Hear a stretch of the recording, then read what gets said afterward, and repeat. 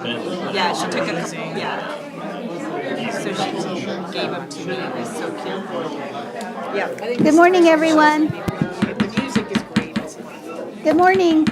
Welcome to the Otero County Commission meeting on Thursday, April 10th, 2025. I'd like to have a roll call, please. Commissioner Marquardt. Here. Commissioner Matherly. Here. Commissioner Burrell. Here. And I also call the meeting to order. I don't know if that was just in my brain or if I said it out loud. Okay. Now we are going to have the invocation with Commissioner Burrell. Heavenly Father, give us the discernment as a nation. As Jesus said in John 7:24, may we not judge by surface appearances, but help us to make right judgments. Make false teachers have gone out, both being deceived and deceiving others. Help me know the true gospel and to be grounded in your word, so I can share it with others and not be fooled myself. In Jesus' name I pray. Amen. Amen. And Commissioner Matherly will lead us in the pledge. I pledge allegiance to the flag of the United States of America and to the republic for which it stands, one nation, under God, indivisible, with liberty and justice for all. I salute the flag of the state of New Mexico, the Zia symbol of perfect friendships among united cultures.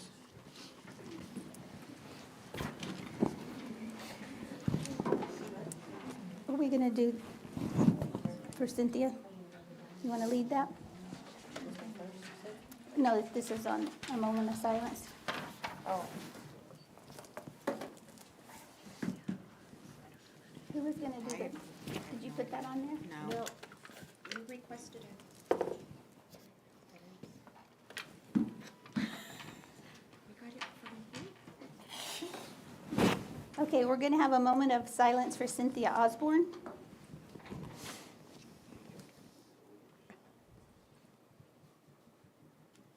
Okay. Now we're going to go on to our proclamation for the month of the military child. So if all of our guests will come up here with me. Yes. That's right. Gosh, you're tall. I'm short. Does it go to his head? Yeah, it's You want me to read this or you want to take the picture? Or?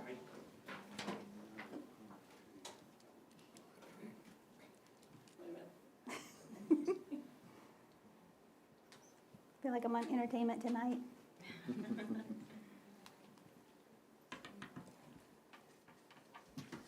Thank you. Okay, I'm going to read the proclamation.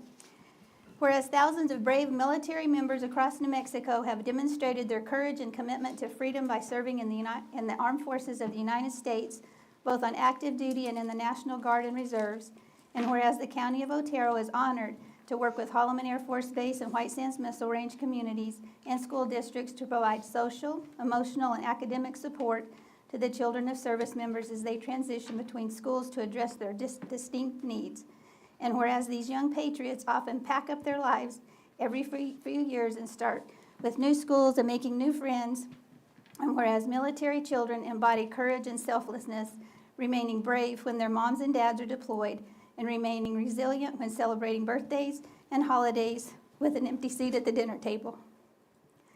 Whereas children and youth of our service members continue to make significant contributions to family, school, communities, and our state and the nation, despite prolonged and repeated absences of one or both parents.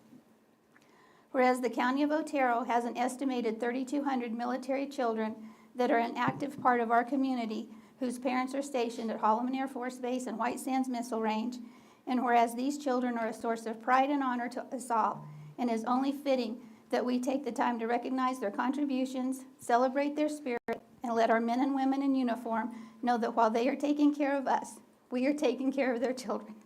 Now, therefore, I always cry. So you guys, there's nothing wrong with me. I just cry. It just happens. So they're all used. Anybody comes to my meetings, no. She's going to cry at some point in the meeting. Now, therefore, the Otero County Board of Commissioners do proclaim throughout Otero County, New Mexico, April 2025 as Month of the Military Child. Yay! Thank you so much. Colonel Rosales? Oh, absolutely. Okay. An honor to take it. Thank you so much, and thank you for all coming, and I know it's getting up early and getting here, but thank you for coming. We love you guys. Thank you for what you do. Be good to your parents. They take care of us. And you really are tall. Thank you so much. Thank you all very much. Thank you. Thank you. We're going to miss you so much. Thank you for what your family. I know. Part of this family. I know. We're going to miss you. North Dakota's blessed. Thank you for coming. Thank you. Thank you, buddy. I'm going to give you a hug. Get ready. I'm coming in. Coming in for a hug. I'm a hugger. Come on, Dad. Give me a little hug here. Hey, cutie. Can I give you a hug? Because my parents told me about people like you. Whoops. Got my mic.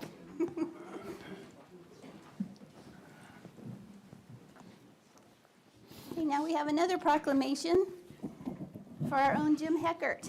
Yes. Honoring the retirement of Jim Heckert. Whereas the Otero County Board of Commissioners proudly recognizes individuals who have made exceptional contributions to the health and well-being of our community. And whereas Jim Heckert, Chief Executive Officer of Christus Southern New Mexico, has announced his retirement effective March 31st, 2025, after the remarkable and impactful career in health care leadership spanning decades.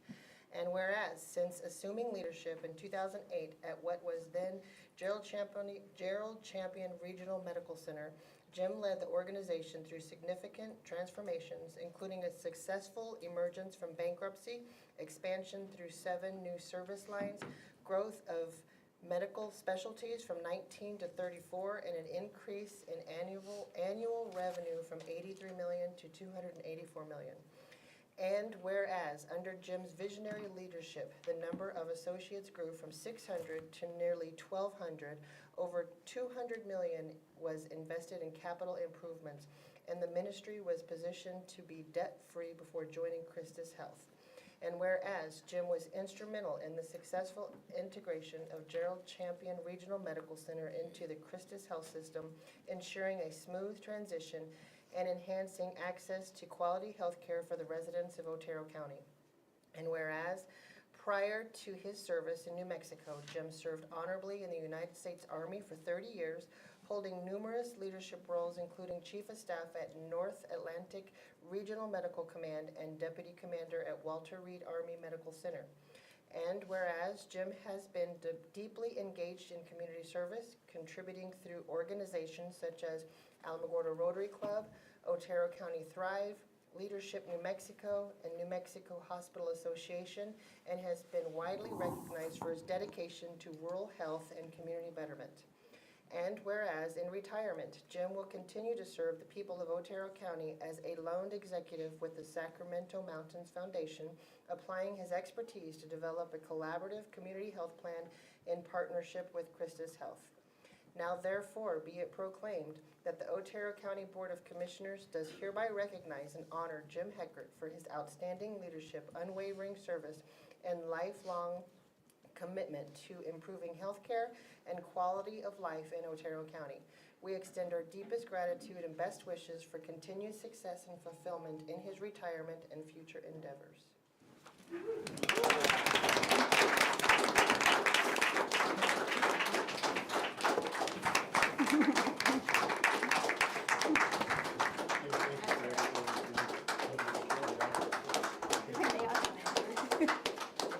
Do you want all your people to come up? Everybody that's here for Jim, come on up. Come on, guys. And I also would like to give you, I can't believe Francine's not here. She's missing a good party. she's watching it She's online. with Is a she watching 5-year-old's online? birthday. Oh, hi, Francine. She asked me for Happy the link. birthday. Oh, But she definitely wanted to get a picture of it. oh, yeah. All right, you guys For gotta sure. have, squeeze in, Right here. squeeze in. We can get close. I want you right here. Good, how are you? Sorry.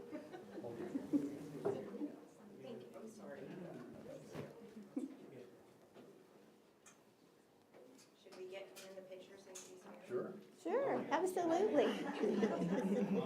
Am I just freaking short or what? What is happening with my life? I feel like a midget. No, too late. We'll get you a box, Vicki. All right, very good. One more? Thank you all. Thank you. Thank you, Jim. Can't do it without the team. Well, we're gonna miss you. You and Francine. I'm still hanging around. Yeah. Think about something. You better. Congratulations, sir. Thank you guys so Thank much. you, thank you, Jim.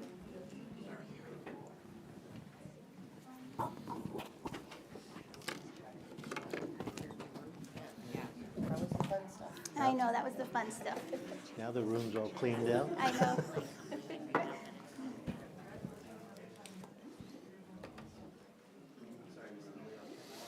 Okay, can I get a motion to approve the agenda, please? Oh, hang on just a second. We are pulling number 15 from the consent agenda item. And we're removing Rodney Eaton on the scheduled citizen communication. I'll make a motion to approve the agenda. I'll second. All in favor? Aye. Aye. Aye. Okay, so we'll start with our sheriff's office report.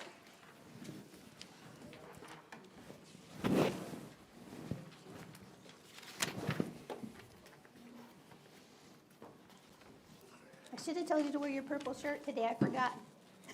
Yeah, I saw all the purple, Yeah. a couple of them at the house. I support it. Good morning, David Black, Otero County Sheriff. March, for the Otero County Sheriff's Office, we responded to 2,207 calls for service, generated 254 investigative reports, investigated 55 traffic crashes, resulting in 61 arrests for the month. We did have one summons that was issued. We wrote 75 traffic citations, served 452 subpoenas for the courts, responded to 50 calls in Tularosa, responded to 63 calls in Cloudcroft, and responded to 477 calls in Alamogordo. In our narcotics division, we had 7 search warrants, 22 arrests. We didn't have any agency assist in March. Generated 56 case reports, 0 on the checkpoint cases. We did seize 6 vehicles. We seized 6 firearms. 3 fugitives were apprehended. They did do 1 overdose case investigation. We had 1 jail possession case. We seized 93.76 grams of meth, 313 grams of heroin, 56 Suboxone strips, 2.8 grams of cocaine, 1.98 grams of fentanyl powder, and 1,133 fentanyl pills. Total of about a little over $60,000 worth of illegal drugs seized for the month. In our special events, public relations, the only thing we did in March, we conducted a physical fitness testing to begin the hiring process for any new deputies we may need. In our training, most of the deputies have completed several of our mandated, state mandated training that's done on local GovU. We continue to send deputies to trainings. What we're kind of looking at now is we're getting credentials to be instructors in many different categories. Deputy Villa, as an example, recently completed a radar, LiDAR instructor course, so he is now a certified instructor in that. And so now not only can we use him within the agency to teach new deputies and stuff, get them certified in radar and LiDAR, he can teach all over the state, helping other agencies and stuff out also if needed. So, and that's what we kind of do with most of the deputies is when they come in, they're told, okay, what's your niche, what's your specialty, what do you love to do? Because you're going to get certified in that, and you're going to help teach the other guys how to properly use whatever that niche may be. So that has helped out a bunch.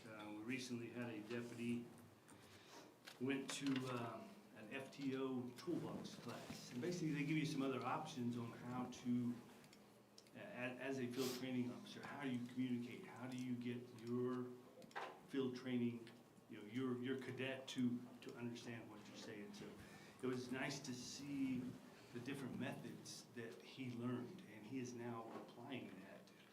He wrote me a letter yesterday, I read it, and he said the results are starting to show from the different techniques. Everybody learns differently. You kill me with PowerPoint. But, Death by a thousand I can learn cuts. about that much from PowerPoint. If I go outside and do hands-on practical stuff, I'll get it in a heartbeat and I'll remember it. So there's learning techniques, and he's learned some other techniques, some ways to do that. So I'm looking forward to him. He's fixing to do a presentation to some of our other deputies and share that information with them so that hopefully they can use the same tools that he just learned. We recently made the switch from IR 8000s, that's our breath testing machine. The state has gone to some IR 9000 machines. And before we could use it, we had to get a deputy certified as a key operator, which basically he makes sure that the machine is functioning properly and, doing the proper tests and all that, so. Does it test for marijuana too? No, not yet. I wish it did.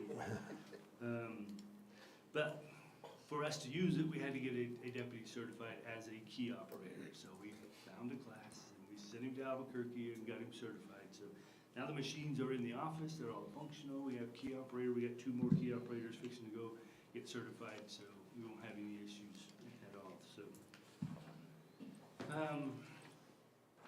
in our manning portion of the agency, Deputy Lopez is still at the academy in Hobbs. He's on week 10. Deputy Velasquez is currently in the cert by waiver training in Santa Fe. Deputy Pintor and Deputy Gutierrez, they started with us on the 17th of March. They're currently going through training. We'll get them started in their FTO program here real soon. And that'll be pretty much a 12-week phase for them to go through their FTO. And with these 2 starting, again, we're completely full at 63 positions. But knowing the way the world works, Sergeant Coley's last day is tomorrow, the 11th. Sergeant Slater is retiring. His last day is the 25th. And we do have a deputy moving back to South Carolina to help with family issues, and so that should be happening soon. So that's why we are still looking for prospects to be ready for these anticipated empty positions. Again, we conducted that hiring physical fitness standard. We have 1 candidate from that's in the background phase right now. And I have received some applications for some lateral transfers. I anticipate these vacancies being empty for a very short time. We've already got replacements in the works. So our last Tahoe we have at the upfitter should be completed this week and put into rotation.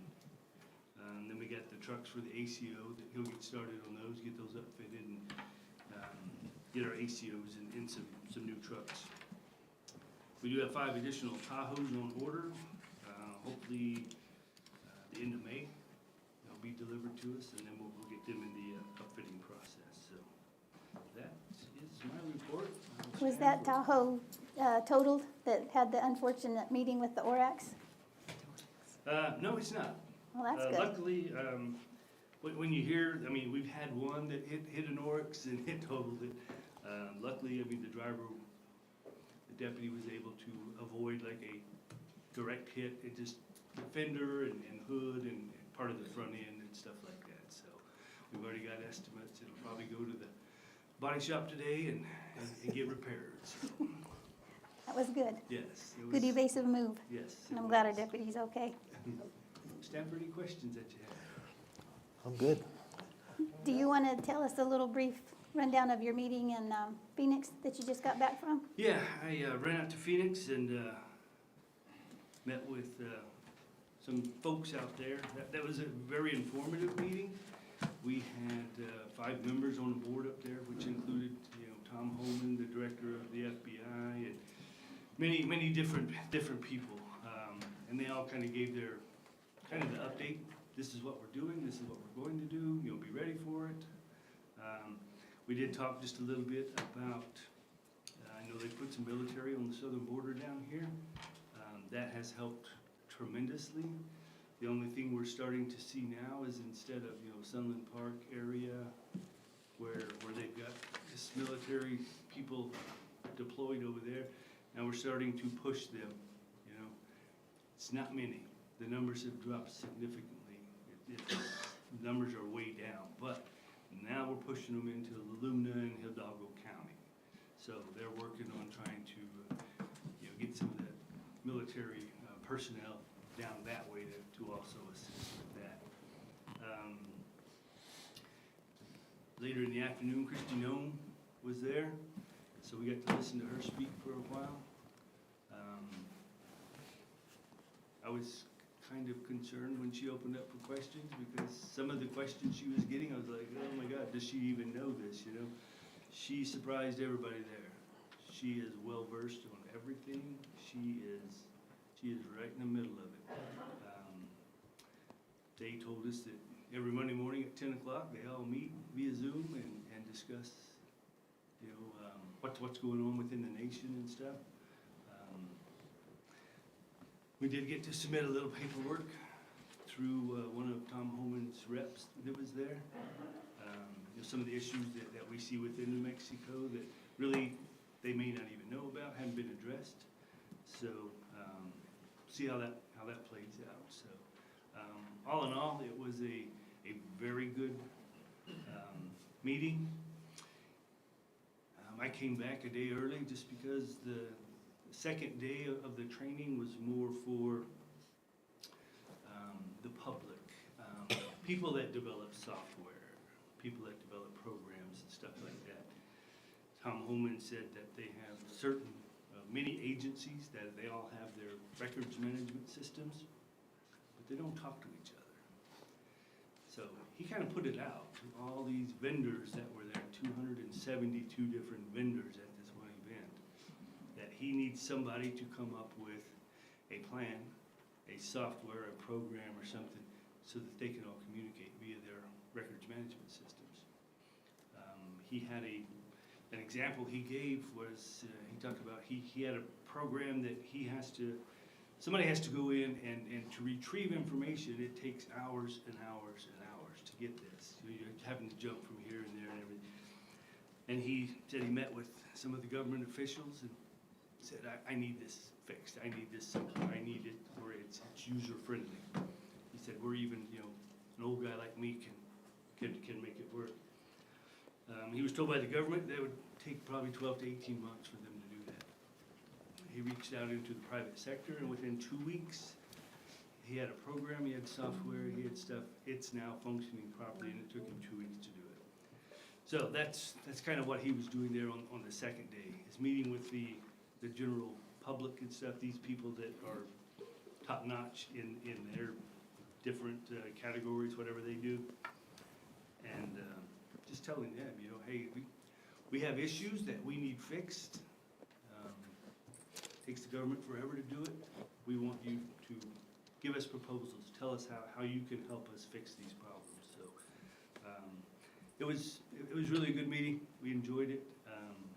Like I said, we got to talk to some people we normally don't get to talk to. So it was really nice. I think that's the problem with our whole government. That's why we have millions of people that get a Social Security check that are not alive, because this system that shows they're dead doesn't talk to the Social Security system, so they never know that person's dead. Right. So it's a huge problem. So that's something that needs to be addressed. I bet you'll see a fix in that here real soon. I think so. There was a lot of people there that already had ideas going and starting to express, we can fix that, we can do that. So, Good. All right. I'm glad you went to that. It was Yes. very beneficial. yes, So, that was worth the trip. yeah. All right. Thank you. Thank you, David.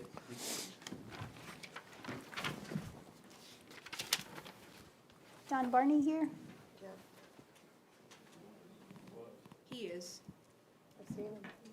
He wasn't sitting in here because he has bronchitis. He's Oh, yeah. coughing a He's been lot. coughing a lot. So, Maybe he's in Cassie's office?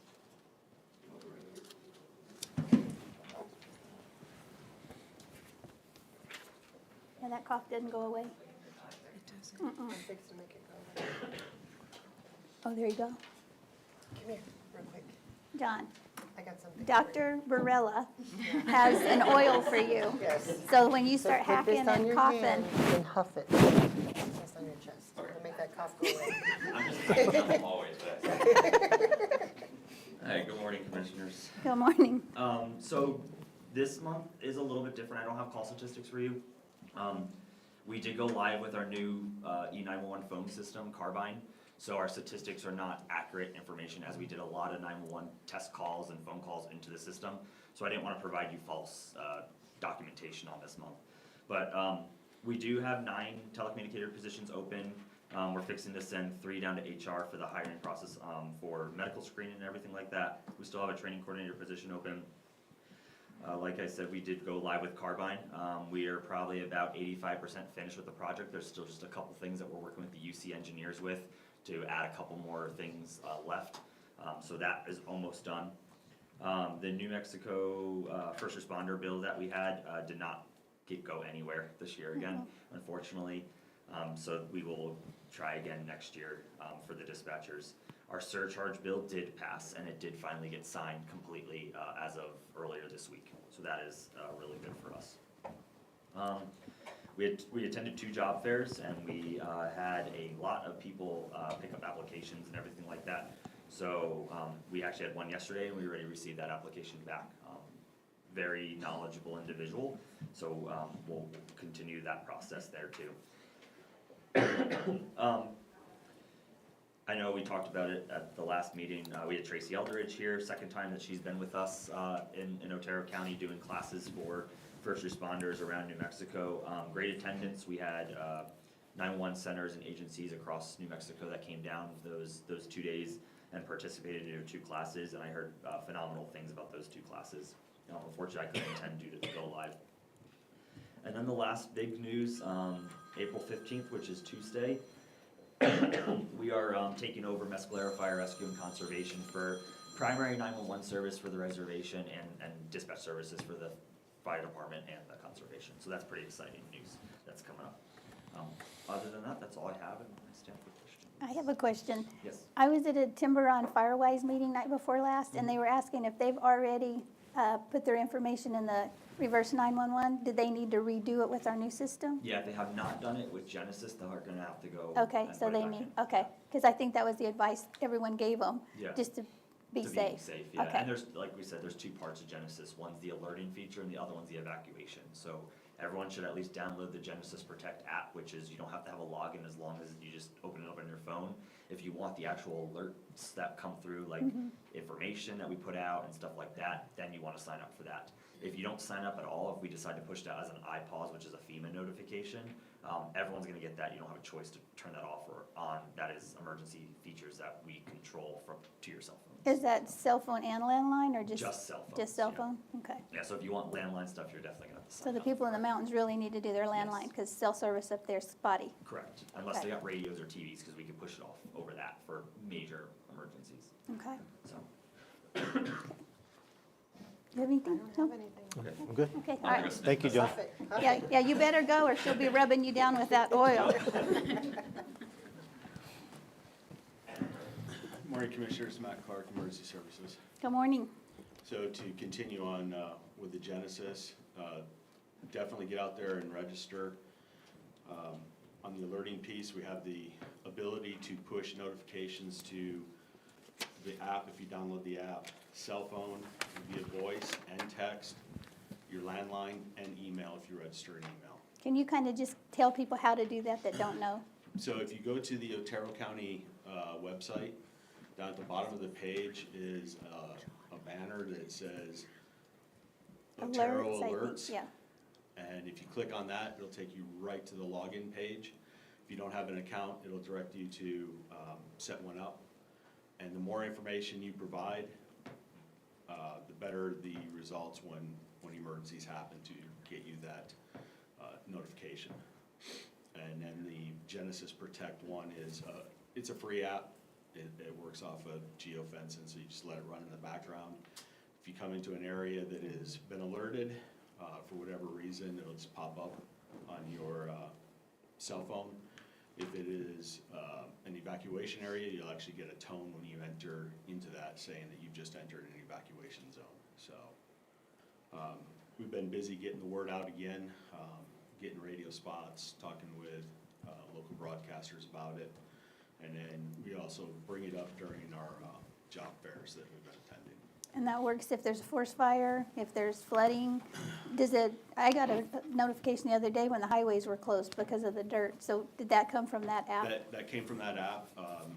While we were responding, we started pushing some of those notifications out. I had Jennifer back at the office. I'm like, show that the road is closed from here to here. And so we did a broad scale instead of narrowing it down. The other week, when they actually closed 54, I tightened up some of the windows, but I pushed evacuations out of 34 zones in Otero County.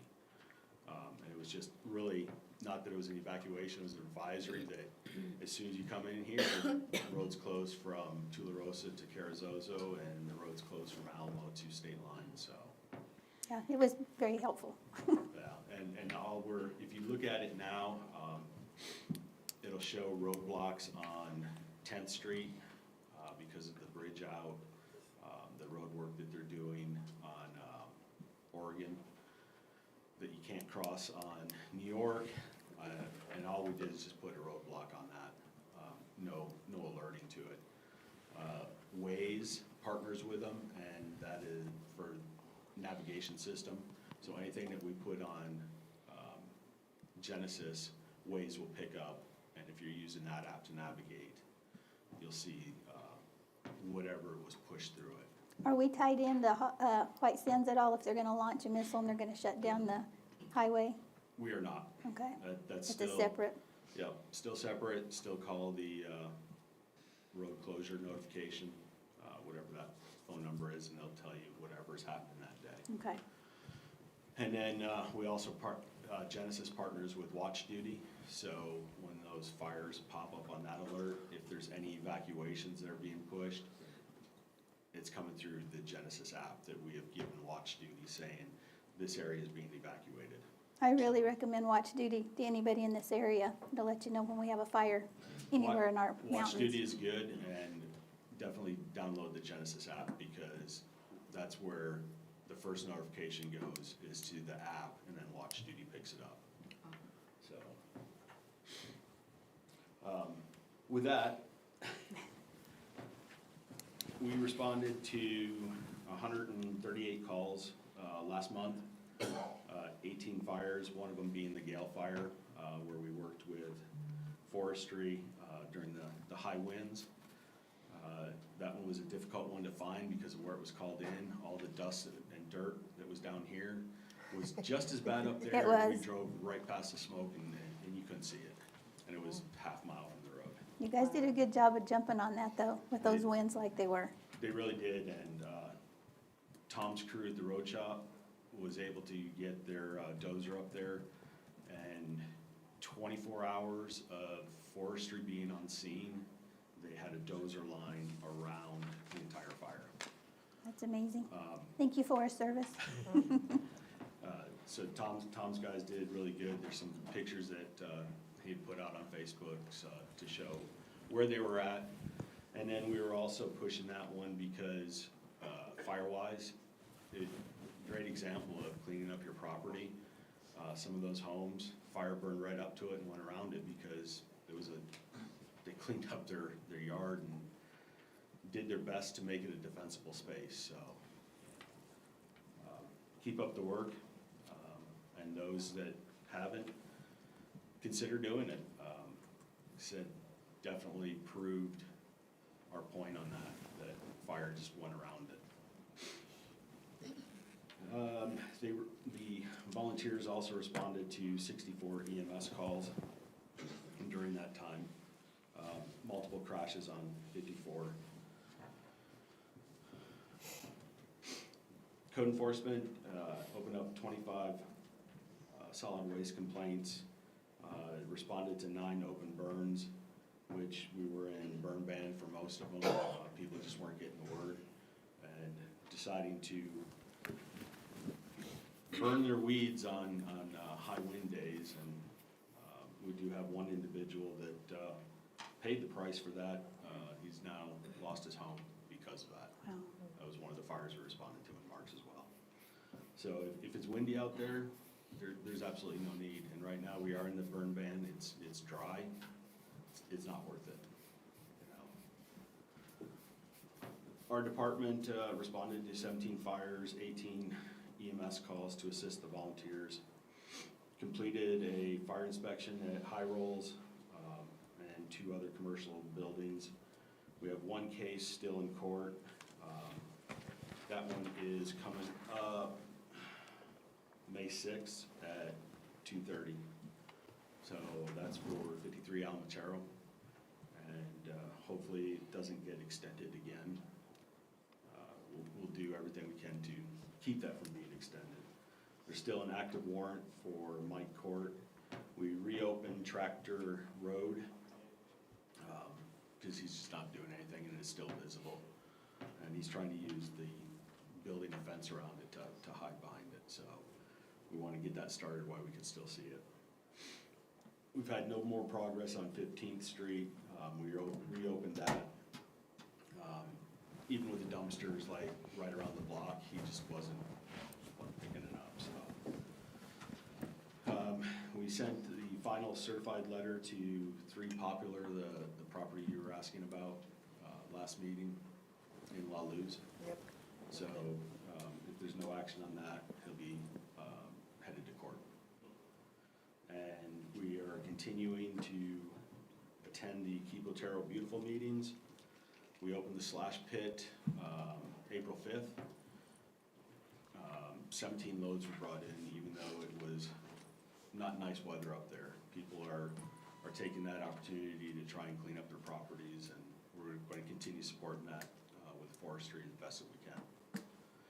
With that, let's time for any questions. I just want to tell you, Jacob really did a good job the other night in Tiburon at that Firewise meeting. There was a lot of people there. I mean, it was a full room, standing room only. And Chief Tony McWilliams ran the meeting, and he did a really good job. You know, kept it, you know, I was like Firewise for dummies. I mean, I got all of it. So it was very good, and Jacob really did a good job on his That's part good. too. Thank you. He's doing everything he can to get the word out there, and really good asset for Otero County. Agreed. I'm trying to remember the name of the road, but I sent an email probably 3 weeks ago on the road across from Newdorf, on the west side of the highway. I will have Okay, to go look I at can't that one. remember the name of the road. Do you remember the name of the road? It's something easy, like water or Main. I think it's Center Street. Center, okay, yeah, it's, yeah. So, there's one little status of that one. Okay. We'll get, Morning, Commissioner. Cody Good Wilson, morning. Uniform Supervisor. On that one, that's someone with the tires, correct? Yes, Okay, yes, I opened a case okay, and sent the first letter to her. okay, great, that's it. They're about to have neighbor wars, that's the only reason why we did get involved with that. Okay, that's all I have. Okay, all right. 2 properties in Bowles Acres, First Street and Rose. Rose is cluttering up again. We drove down it. Not only weeds, but trailers again. And the guy on First Street is, well, you know, he's right back to filling up what was cleaned off. right, and we reopened the First Street one, and I'll have him reopen up Rose Street and get that one going again. Yep, Thank all you. right. That's it. Okay, thank you. Thank you. Thank you. Thank you. Thank you, guys. Tom in his purple t-shirt. I tried. I know, good job. Good morning, Commissioners. Tom Porter, Otero County Road Department. So last month, we finished up the ditch on Gardner. Used the new grade all to do that. Cleaned cattle guards on Angel Canyon, Miller Flats, Chimney Lake, McDonald Flats, Russia Canyon, Rio Penasco, Wills Canyon, and Crest Ridge. Been busy cleaning that up. That's a lot. The weather's getting a little warmer. We've generated a bunch of material in our borrow pit over there by Ralph's. yard in La Luz. And we're doing patchwork down in Chaparral to get ready for chip seal. We should start chip sealing in about 2 weeks down there. The vegetation crew is mowed a little bit up in Agua Chiquita. I shut it down because of how dry it is. And now we're spraying rue throughout the county. So, and it's coming in heavy this year for some reason. Vicky will probably fill you in a little more on that one. Gerald and I went out to 506 the other day, and they are starting to build the tank crossings. So that's some good news on that one. We had 2 snowstorms we responded to. We assisted with the Gale fire with the dozer crew, and working on projects and get them completed for the paperwork for 2026. Very good. Nothing? That's all I have. Tom, appreciate all your work you did on the fire too. Thanks. Yeah. I'm speaking for the gentleman sitting behind you, but I'm sure that they appreciate y'all coming up too from the Forest Service, so. Yeah, from the time we heard the page to the time we had tracks on the ground was over an hour, so. Good. And we've got one preloaded right now if something happens. Fingers crossed it doesn't. I know. Got to get through to July, a big monsoon season. Yeah, when we get through turkey season first. Yeah. Thanks, Tom. Thank you.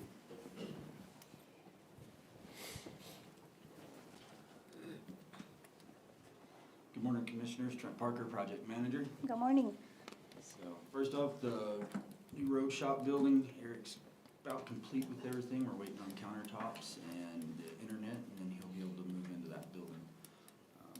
The Chin's roof replacement, we did find out that it was reauthorized through the state, so we're just waiting on those agreements, and then we'll be able to start working on that project and get some contracts out. See, we're going on 13 years. 13. I know, that building- It's not done, no, it's not Trent. It's started before him, but don't get too excited about Chaparral. There's always that one project. Yeah. The Flickinger Center brick veneer, we've got the design price. We're waiting on putting all that together so that we can get a budget and hopefully get the funding to replace that brick on the backside of the building. So that's not the foundation or anything, it's just, No, we've had the engineers look at it and they've done studies on it, and it's literally just the veneer. And we did find out that building's old enough that nowadays they use brick ties to hold the brick on. Back then, they apparently used just mortar, and a lot of that has failed, and so it really does need to come down and be fixed. That was the cause of the failure. The detention center wireless access points, our on-call contractor, Zuni Electric's almost complete with all the cabling. About the only thing that we have left is the air fiber tower. We got to do that connection. The tower guy's supposed to be here on Monday to climb the tower to make that connection, and that should have us pretty much complete, and that'll be back in Mr. John Emery's hands at that point. he needs another job. Sure do. Alamo West Fire and Rescue, we have ordered the 2 water storage tanks that on their grant, and so they're scheduled to be delivered late July. I'm putting together the scope of work for those so that we can put out the foundations and concrete for bid, along with Bulls Acres as well. We have that tank ordered, and the department's gonna be demoing the existing tanks to clear out space for the new ones. But we're looking to do all 3 of those pads kind of lumped together so that we can hopefully get a little bit better pricing. So what Bulls Acres gonna do when they demo those tanks out, waiting, what are they gonna do for water? They have their water over at the Dog Canyon Station, which is a little ways away, but not too bad. So we didn't have much of a choice. We don't have enough real estate there to put them in any other location. The Otero County Prison, the warranty roof replacement is complete. We're actually going down this afternoon to do the final walk on it. While we're there, we're also gonna do the 11-month walk for the completion of the 2 the east and west pod roofs before the initial workmanship warranty is out.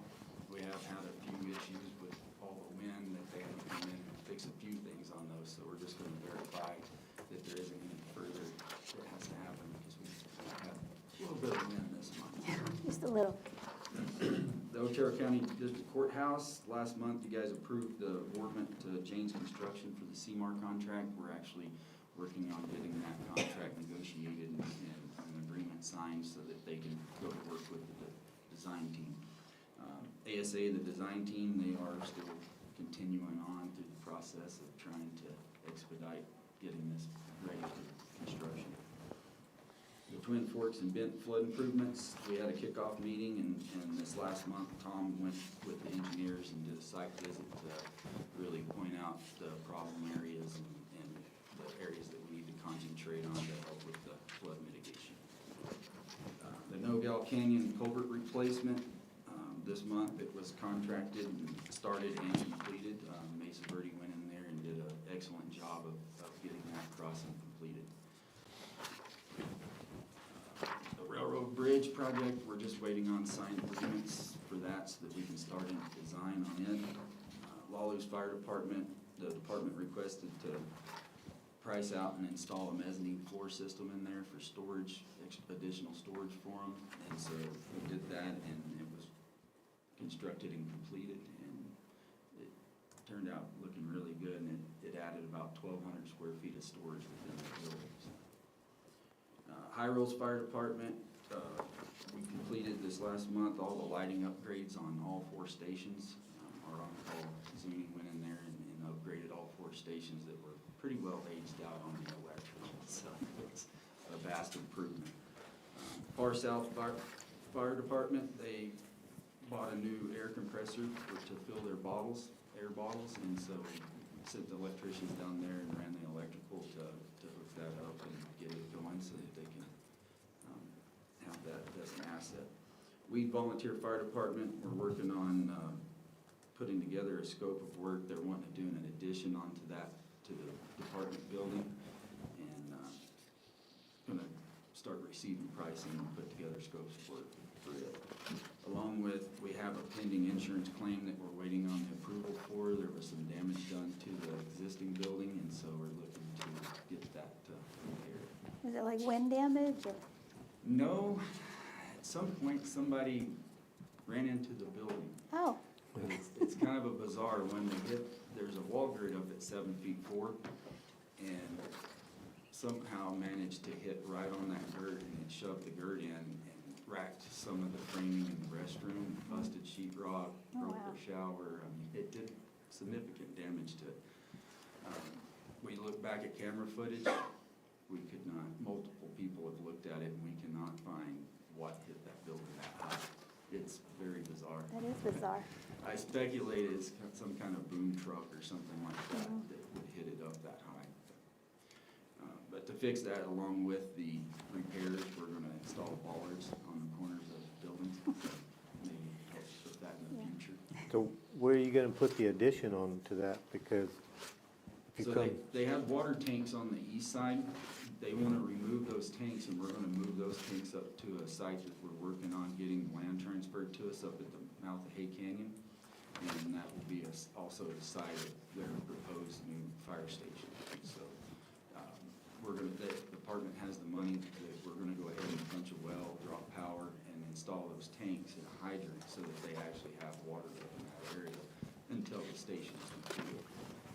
And so we're kind of shuffling some stuff around, but I think it's for the betterment.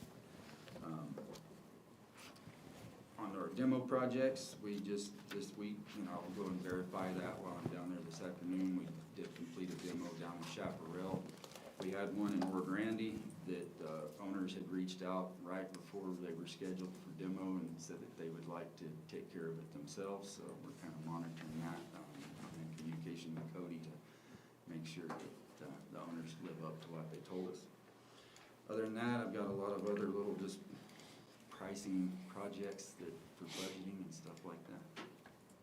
Pretty busy. Anything? I might be losing my mind. Yeah. But I'm pretty sure that I read that we gave a check to repair the Flickinger wall already. Am I losing my mind? That's Well, what I we, was trying to find no, it. we saw it, you probably think what we saw in budget meeting on Monday. Okay. That was listed as one of the Okay. so repair we- projects, yeah. Got it. Yeah, Okay. yeah, no bill yet, I'm like, I know I got bookmarked that. yeah. And that's all I have. Okay, you, Thanks, Jan. Trent.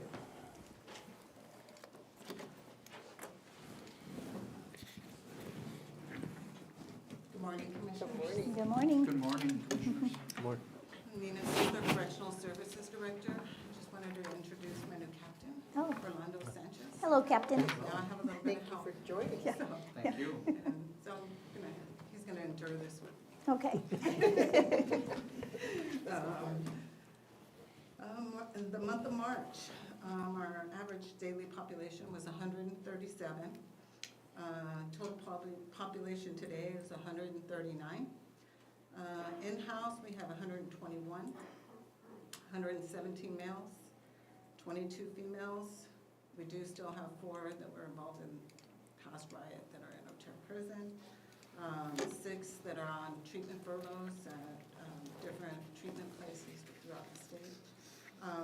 2 out-of-county courts that have our charges as well, so they picked them up to go to court. We have 6 juveniles, so 5 in Donna Ana and 1 in Lee County. So they're very expensive juveniles, so. Video courts, in facility, municipal court, we had 64. Magistrate court, 114.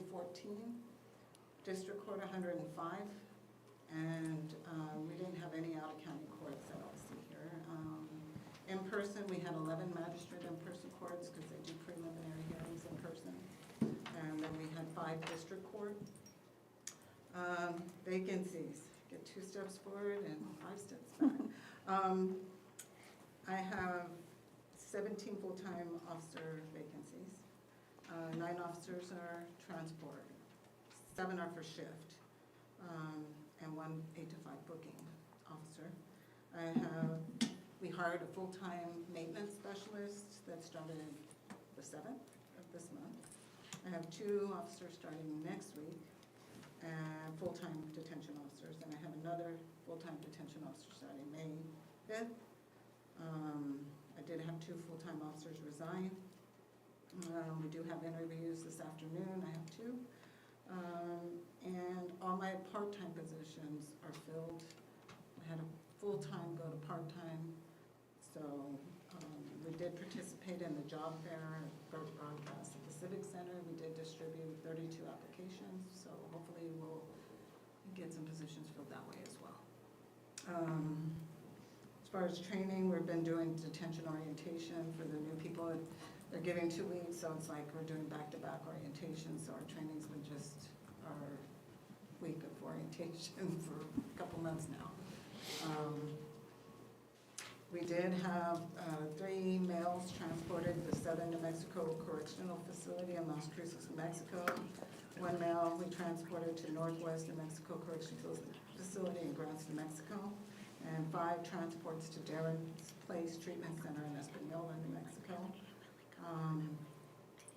We also, from the Burt Broadcast, they will do 3 consecutive days of advertising for the detention center positions, 60 hiring advertisements, 60 consecutive for 3 days. I'm gonna run it, it's free. That's So awesome. for participating in the job fair, and one of my officers speaking on the radio, they gave it to us free. And That's so, really good. that will be on all 4 channels, so, and a news channel, I didn't even know. But yes. It's like, okay, I knew the other ones. But anyway, that will be, hopefully that will get some staffing as well. Any questions? Well, I read a very interesting letter about you. I'd like to congratulate you and thank you for all your services that you do out there. Are you aware of that letter? Yes. Okay. I was very humbled by it. I was Very, surprised. very It nice was letter. very good. Yeah, It was awesome. was, yeah. That is not an easy operation to run, I can just imagine, so. Anyway, you've got a good supervisor right there, so. She has been a great mentor and guidance, and, you know, the way that I pushed up from being at the bottom, going up, climbing up the ranks, it was a lot of her guidance, and a lot of my mistakes I learned from them. Good. Anyway, thank you very much, both of you. Yeah, Thank yeah, you. Thank you.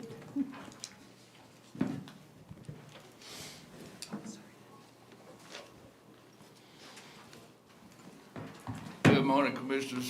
Good morning. I'm Mark Pentecost from Lincoln National Forest. Wanted to give you a little update. First thing's about fire and fuels. Right now, staffing wise, we have 11 engines on the forest. 8 of those belong to us, are organic to the forest, and 3 of them are from other forests. They also have 1 other on order.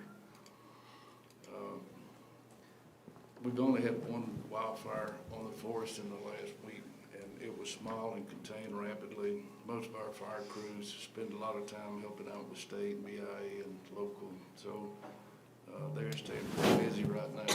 The Sacramento hot shots are on station, and they'll remain here through this period. The Alamo Air Tanker Base is open and operational and has been for a month. And all of our fuel crews are out working on projects right now, fuel reduction projects. The Denny project on the Sacramento district is one of the primary ones they're working right now. So we're still in stage 1 fire restrictions, no fires on the forest, and appreciate the attendance in the cooperators meeting last week. So, you know, you move around. I've worked in 5 different regions on the Forest Service, and the cooperation we have here, everybody works together and does well. It's very much appreciated. It's a good meeting. It's one of the best I've seen. Next thing I want to talk to you about is the South Sacramento Restoration Project. A very large project. It's taken a long time to get through the NEPA process, but it's finally done. The record decision signed, and implementation planning is underway right now. So the early projects will be fuels projects, fuel reduction projects, and most of that is timber thinning. There's also what they call an experiment with Fish and Wildlife Service on Mexican spotted owl habitat. So those will be the priority projects for the next year or 2 probably. So they're in the sale preparation phase right now, which amounts to really cruising and marking timber. We're working on roads, access roads, and improving operability. So let's see. I want to talk to you a little bit about what some people call the logging memo from the Secretary. So the Secretary of Agriculture signed a memo to expand the use of emergency authorities. And most of that has to do with, again, fire and forest health. So that is tied to an executive order that's called an immediate expansion of American timber production. So the Secretary of Agriculture's memo, or the Forest Service memo, is titled Increasing Timber Production and Designating an Emergency Situation on National Forest Lands. So almost all of the Lincoln National Forest is within that emergency declaration, which will allow us to use some of the procedures that have been outlined. So we got a letter from the Chief of the Forest Service last Friday, and a letter from the regions due next week on more particularly which of these that we'll be able to use. So one of the things that will help us a lot is we'll be allowed to use what they call virtual stand boundaries, which is basically a digital map that a logger can use with a GPS instead of flagging boundaries. The next one is a designation by prescription for timber, what they call designation by prescription. So there's a description of what the stand should look like after a harvest. And the logger just works within that prescription to do the work. So in other words, we won't have to single tree mark with paint of a certain color every tree that's going to be cut, That'd be nice. every tree that's going to be left. So it'll save a little time. The next one is streamlined NEPA. There's a lot of misinformation in the news about this, about all the conservation measures being removed and things like that, and that's not really true. It's just a streamlined process, and hopefully Endangered Species Act consultation, some streamlining of that. But what it really amounts to, I think, is there's no administrative review, what they call administrative review, which is really an objection period, an objection. So there'll still be public scoping, we'll still take public comments, but after the project, after the NEPA's done, there won't be an opportunity in these emergency situations to object and stop the project. let's see, there's also another important aspect is streamlined contracting. So I won't go into a long story about that, but that'll help us a lot, I think. So it's a big emphasis on reforestation, salvage sales. So that, how it pertains to us, that's kind of it in a nutshell. Next thing I want to give you an update on is forest plan revision, or the Forest Resource Management Plan, as it's formally called. That was due to be done a lot sooner, but change of administrations and executive orders, there's a lot of screening that has to be done to ensure they're consistent with the executive orders from the president. So various parts of it are being reevaluated right now, which will take a little time. So the first focus right now is to finalize the EIS.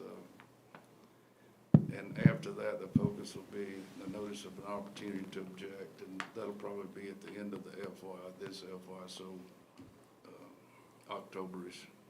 And we expect to sign the decision. The milestone right now is fourth quarter of '26, which is basically a year from this Christmas.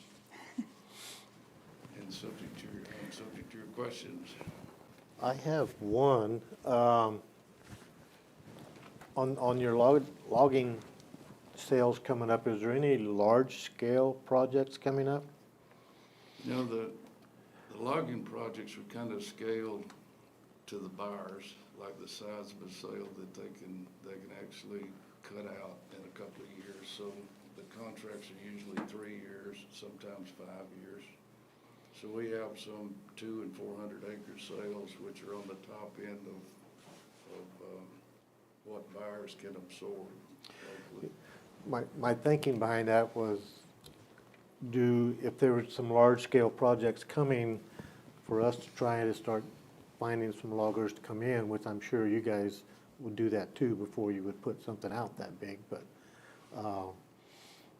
just trying to plan ahead, where to go with the logs, what to do with them, so. Well, there is some local interest in sawmills. What would really help us a lot is some kind of an OSB place or a sawmill or something that can accept a lot more wood. So a lot of the thinning and fuel reduction project we're doing, we're actually paying people to cut trees down and put them in a deck and then letting people cut that for firewood. So we got decks all over the place, especially on the Ruidoso end.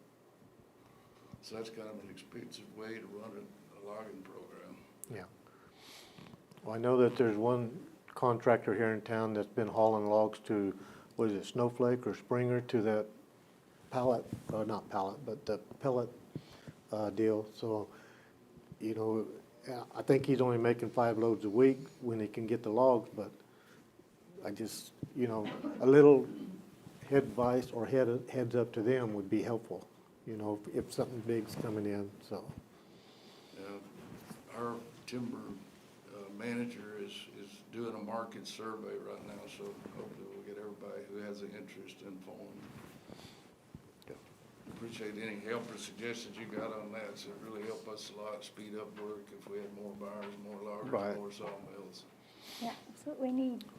Well, and that's why I was asking if something big, to where if we could try to advertise or try to help bring some economy. Most of the loggers they're long gone from here, you know, so. I understand. Yep. How does the Forest Department work with the state with that new bill that just passed that Harlan Vincent carried to create local lumber and for a local sawmill? I'm not familiar with it, so I'll have to look it up. I don't know the bill number, I don't remember, I'm sorry. Okay. Any other questions? I have one. I could be misremembering, but I feel like in the last year or so, we've talked about one of the power companies trying to remove timber along the lines and that project being stopped. Is that, am I remembering right? It is still stopped. That is Okay. the one, they want to clean the power line, Otero County Electric, from Alamogordo to Cloudcroft. And all the permits and everything were complete. And that's just the small undergrowth for the power line, trees falling. It was, I want to say 50 feet on each side line they wanted to clear. And then I think it was Jason put a stop to it at the very last minute. and I don't think it's moved forward since. You talking about the Toboggan Canyon? I just know it's cleaning that main transmission line for Otero Electric from Alamogordo to Cloudcroft. Yeah, I got an update on poles being replaced on one of the right-of-ways last week, but I'm not sure if it's the one you're talking about or not. But, you know, that line has a permit now, and it's a certain width. I don't remember what it is, and, you know, they're free to work within what the permit says they can work with. So otherwise, you know, we gotta go back and to widen that, we have to go back and do NEPA, depending on endangered species, consultation with Fish and Wildlife Service. Good Lord, no. Well, We don't wanna do all that. And I ask because it sounds like that falls under a lot of the emergency authorization of what the Secretary of Ag's memo is addressing. So I think the commission would be interested in how this is going to affect that. And something else to take back, it does mention shared stewardship agreements with state and local partners, and that giving opportunity for local stakeholders to help support in this initiative to make the forest healthier and address the threat and danger posed by the potential fires. And I think the commission would be very interested in looking at how we could do one of those and how the county can help support this. 'Cause it's very important to the county that this gets addressed. We've even filed lawsuits that went to the Supreme Court a decade ago over being able to clean out the forest. And so I think the county's ready to go. Well, we can do that. You know, the process formally is called Good Neighbor Agreement. They're usually 10-year agreements, and there's no match. So they're very good agreements. I've worked under a lot of those. But right now, we're under, we can't do any new obligations. So even if we had an agreement ready, we couldn't put any money in it. Okay. But that won't last forever, you know. Anything we like it can is. get lined up and in place. Well, I'll be glad to come meet with you. We just need to talk about capabilities that the county has that they want to use on the forest. Okay. All right, anything else? Thank you. Okay, thank you. Thank you. Okay, so I told you we tabled number 15. Do you have that marked Yep, off? got that one. Okay, all right. I just have one question before we approve on the brick for the park. What's the brick gonna say? The Gateway Freedom Monument, they're gonna buy a brick for it? Where is that at? 10. Oh. I don't think that's, oh, Pamela's not here. I don't think that's a brick. Is it a brick? I'd have to look up on the website. Which one are you looking at? Number 10, that Gateway Freedom Monument, you know, out there where we're gonna put the F4. Oh, yeah, that's a donation for the deal with sticks in there. Yeah, I didn't think it was a brick. Because they are selling individual bricks, but I don't think, let me look. Sponsorship signage on the monument site. Okay, Yeah. so just probably gonna say Otero County? Probably, Yeah, unless you guys come up with Something something else. snazzy? yeah. Oh, yeah, here we go. It's on the back. Okay. What's 1,500? It is corporate sponsorship level recognition on the official project website and social media, names of Yeah, sponsorships. just to help with Yeah, funding for It would that. just be a Okay. name on the, like, brass plaque is a sponsor. Is that it? That's it. Okay, all right. Anything else before I start reading all this? Okay, we'll start with the consent agenda items. Number 1, request approval of accounts payable bills, BL 35, 36, 36A, 37, 38, and 39. Number 2, request approval of February 13th, 2025 regular meeting minutes. Number 3, request approval of February 17th, 2025 special meeting minutes. Number 4, request approval of March 7th, 2025 regular meeting minutes. Number 5, request approval of March 7th, 2025 special meeting minutes. Number 6, request approval of resolution 04-10-25/113-61 budget adjustments, April 2025. Number 7, request approval of resolution number 4-10-25/113-63, open burning restrictions.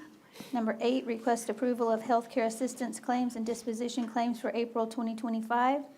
Number 9, request approval of property liens for reimbursement of unclaimed decedent disposition services for April 2025. Number 10, request approval to participate in the Gateway Freedom Monument sponsorship in the amount of $1,500. Number 11, request approval of financial reports for the quarter ending December 31st, 2024.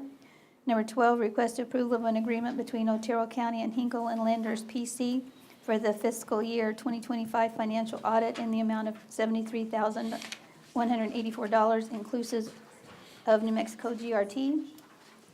Number 13, request approval of an agreement between Otero County and South Central Mountain RC&D for coordinating natural resource-related services, meeting Title III requirements under the Firewise Communities Program in Otero County. Number 14, request approval an agreement between Otero County and Dr. Ronald Chad Carver at the Otero County Medical Center for 2025. Otero County Medical Director for 2025. Skipping 15, number 16, request approval of professional services contract with Civic Plus for Next Request and Archive Social in the amount of $24,664. Number 17, request approval of real estate transaction sales at Hughes Drive West at fair market value. Get a motion to approve the consent agenda. I'll make a motion to approve. I'll second. All in favor? Aye. Aye. Aye.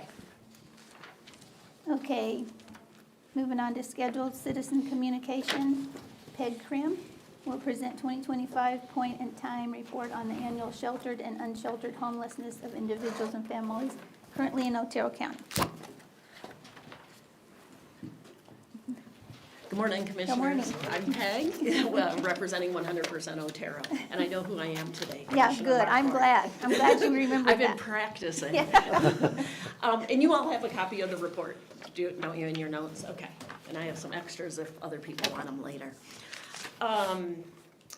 First of all, I just want to say thanks. We were able to do the pit report, or the pit count, because you did give us money through the community services grant. So we appreciate that, and I wanted to come today to report to you what we learned. Okay. And what we found. And I also, one of the other things we used some of that funding for was to keep our directory up to date. So I'll leave these cards here today. This is a directory of all the services in Otero County. And so if you know anybody who needs food, housing, medical care, dental care, behavioral health care, anything, there's a QR code or there's a website here. They can go there, put in what they're looking for, and it lists where it is, the hours, if there's requirements, if there's costs, blah, blah, blah, everything they might need to know. And hopefully it'll help people connect with the services they need. So, what is a PIT count? PIT stands for point in time. It's based on one night. It's done nationwide in all the states, all across the country, to estimate the number of people who are experiencing homelessness. Because it's based on one day, when we talk to people, we say, where did you sleep last night? And if they say someplace, a car, an abandoned building, outside, whatever, any place not meant for human habitation, then we say, will you answer some questions and talk to them more?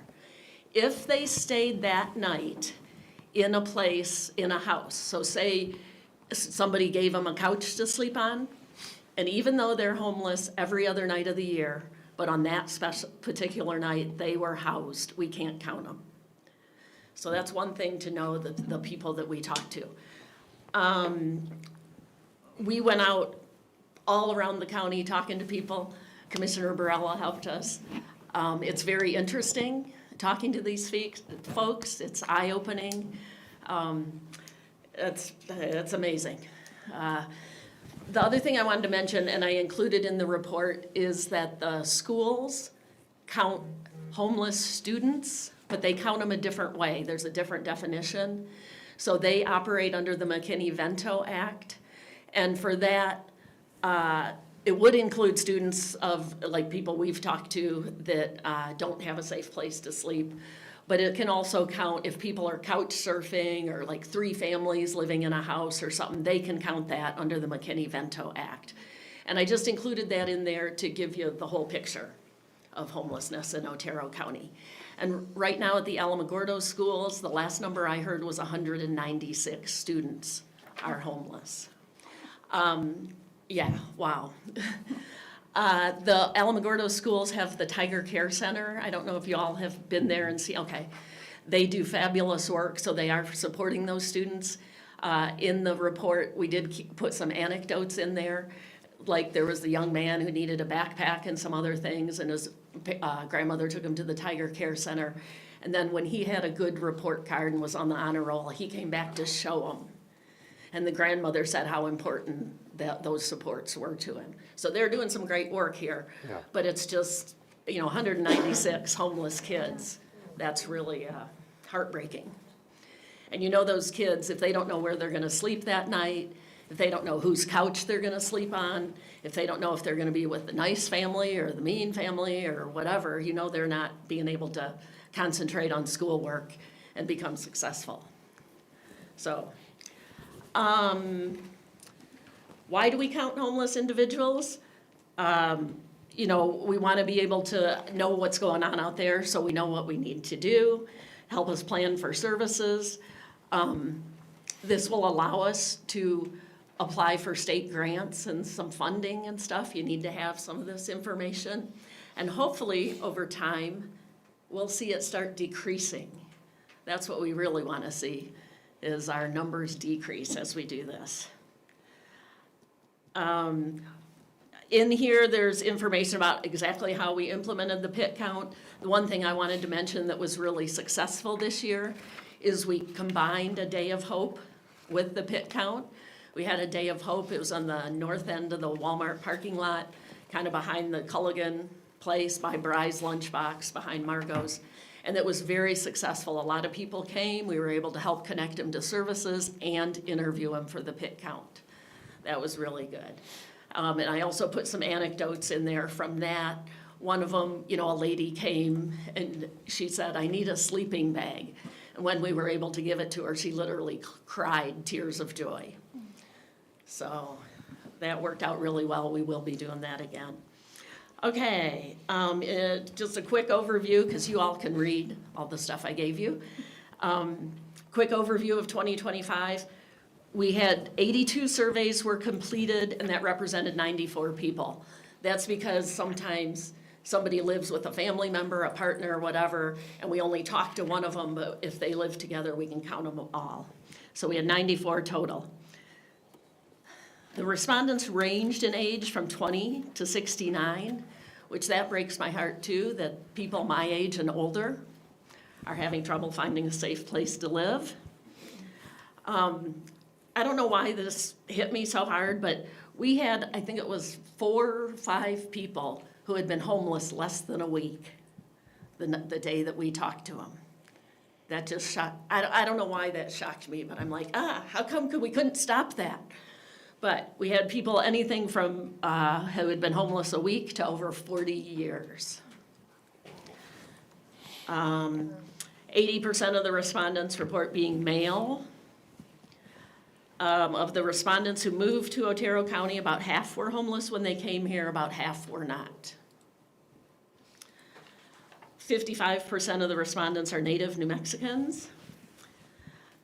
And then in getting to what we as a community need to do to help support people, about half reported a mental health condition.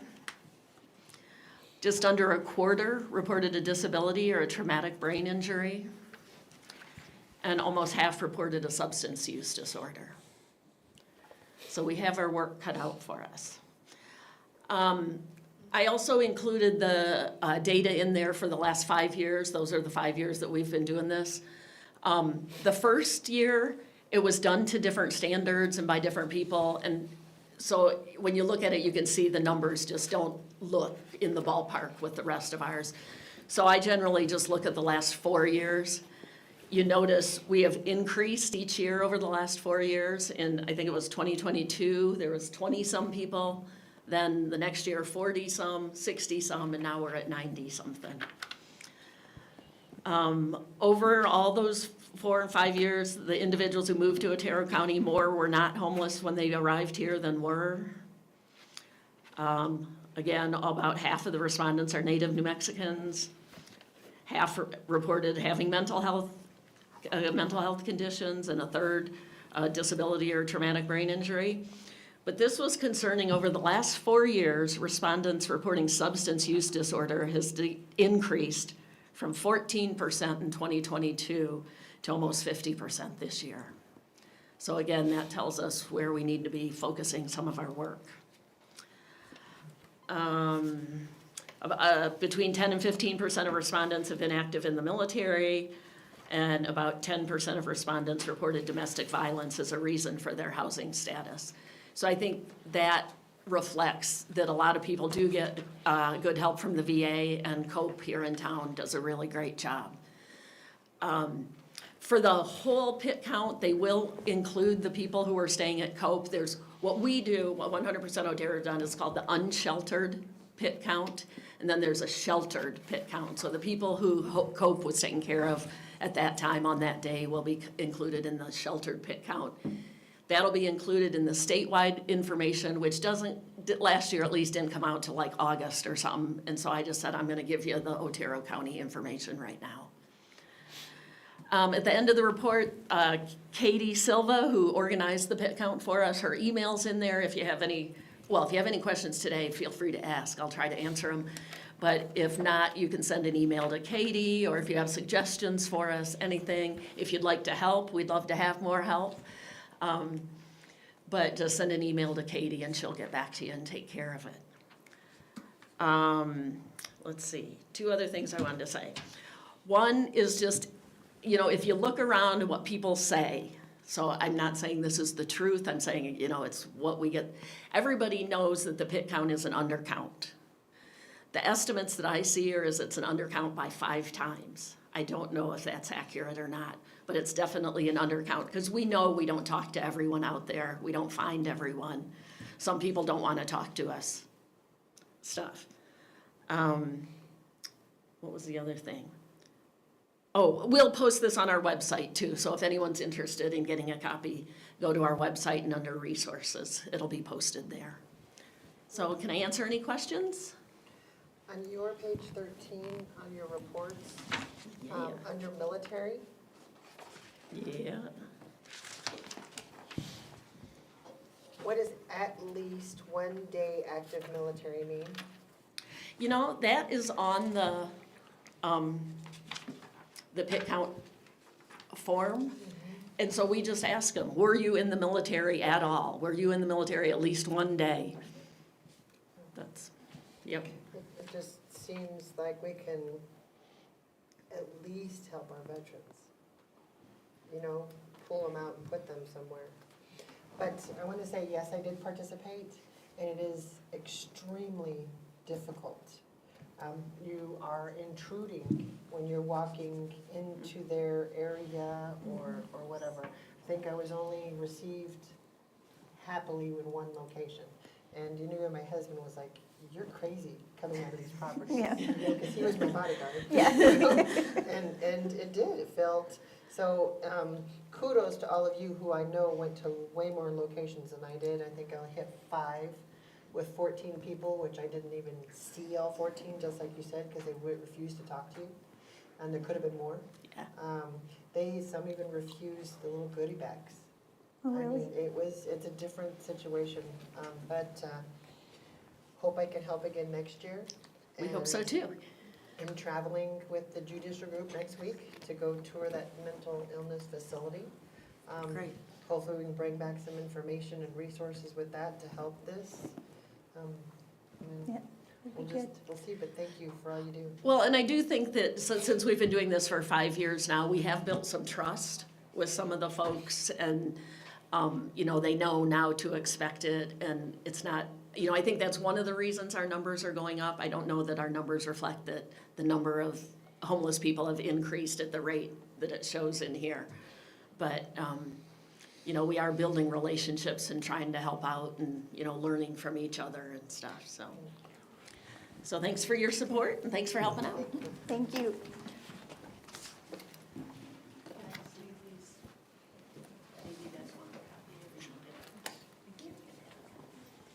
I've got one, thank you. Okay, on our unscheduled citizen communication, Wendy, did you want to speak?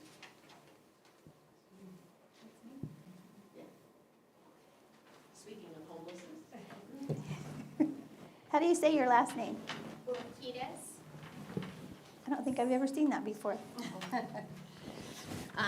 So I'm Wendy Urquidez, and I am starting a coalition here in the community of a nonprofit working toward a shelter. We've been meeting between the counseling center and Runner's Refuge. My goal at first was to get all the different organizations here in Alamogordo area that were doing good work in the community to know what each other were doing, because it didn't seem like there was a connection. For example, I went to one of the churches and the pastor said, well, I just wish there was somewhere where people could take a shower. I have unsheltered people come to me and they just want a shower and we don't have one. And I said, well, that's not true. Runner's Refuge, you can have a shower, get your laundry done. The rec center, it's $4 to have a shower, and Planet Fitness is giving showers via the counseling center. So I just felt like there was a disconnect within the community. So in trying to help that disconnect, I'm like, you know what, we need a little bit more in my belief. I'm not an expert at this. I moved here as a retired teacher of 32 years.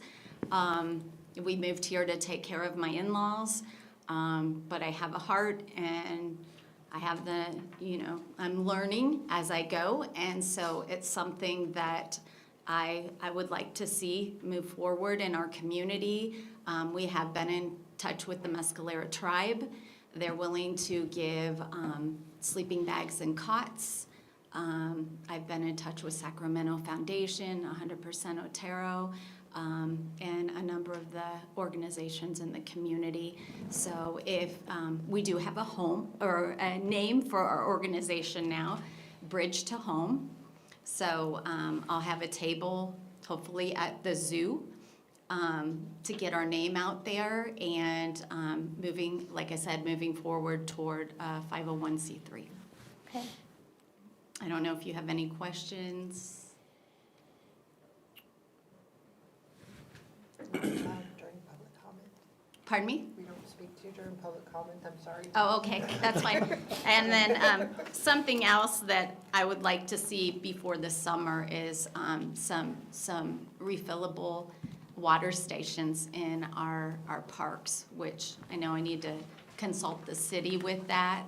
But I'm concerned with families going to the parks that there isn't a station where people can get water, as well as our unsheltered people to get water, and I feel like it would be a win-win situation. Plastic bottles won't be littering, and the refillable stations, you have to have your own container. So just a thought. Okay. All right. Thank you. Thank you. Thank you.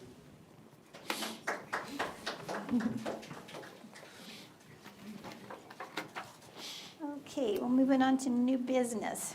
Number 21, request approval of resolution number 4-10-25/113-62, presentation and acceptance of FY 2024 financial audit. Do you want to say anything, Julianne? I know we went through the audit. Yes, so Interview already. Farley from Hinkle and Landers is, I believe, waiting on a Teams meeting to present the audit to us right now. Oh, okay. So if Abe can get that set up, we'd be good to go. And good morning, Commissioners. This is Farley Benner, and I'm setting things up right now. Good morning.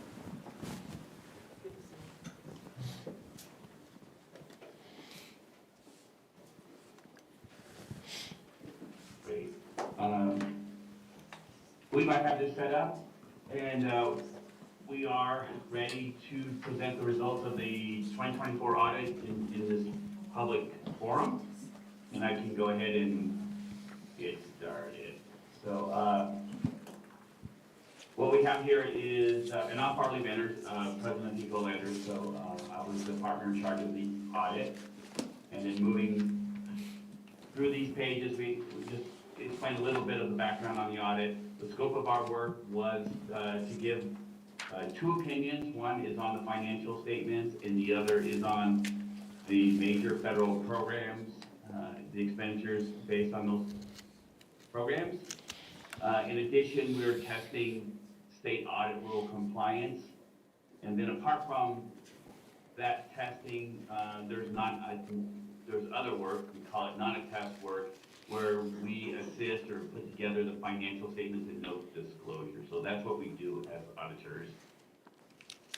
And just get us right to the results of the audit. So there are two opinions. As I mentioned, first is on the financial statements. And we are issuing an unmodified opinion, which is the way, which basically means it's a clean opinion. We're saying the numbers are that we believe they're materially correct. And then there's the federal award, that's the major federal program. We believe the county is in compliance with the rules of those grants. So that's unmodified clean opinion. Next line there is audit. Is the county qualified as a low-risk auditee? And that's no. There's been some findings in the past that put you in the no category, which just means that a little bit more testing has to be completed on major federal programs. You have to do a higher percentage of testing is really one of the main consequences of having a no there. And then we are showing here, well, what major program did we audit? It was the COVID funds. So that was what was under audit. Next slide here, we do, I don't know how big this is, but I'll try to make it bigger. And we just see the findings. So the status, last year there was a finding related to inventory that has gone away or been resolved. Let me get that there. And let's see, current year findings. So the finding related to the prison facility, that finding has repeated from last year. There's a finding called financial close. That's where there's adjustments identified by the auditors. So that indicates a weakness in internal controls and opportunity for the county to improve their adjustments at year end. Finding on capital assets, and then the remaining four, the investments and market value adjustments, payroll, para calculations, conduit debt, and the last one, uncollateralized bank account. So those are the findings.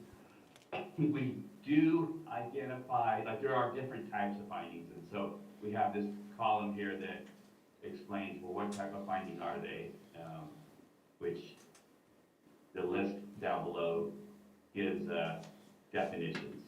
So then moving on, that's the results of the audit. So really, we're just going to finish up here with explaining that there's always new accounting rules that come out every year, and so for 2025, the compensated absence rule, they're going to change the methodology on how to accrue for the liability. They're going to be more conservative, so it's going to be more liability, like more sick leave will be picked up on that accrual. And also, there will be some new disclosure requirements for the report. One of the example items is that if there's a concentration of revenue, that should be disclosed.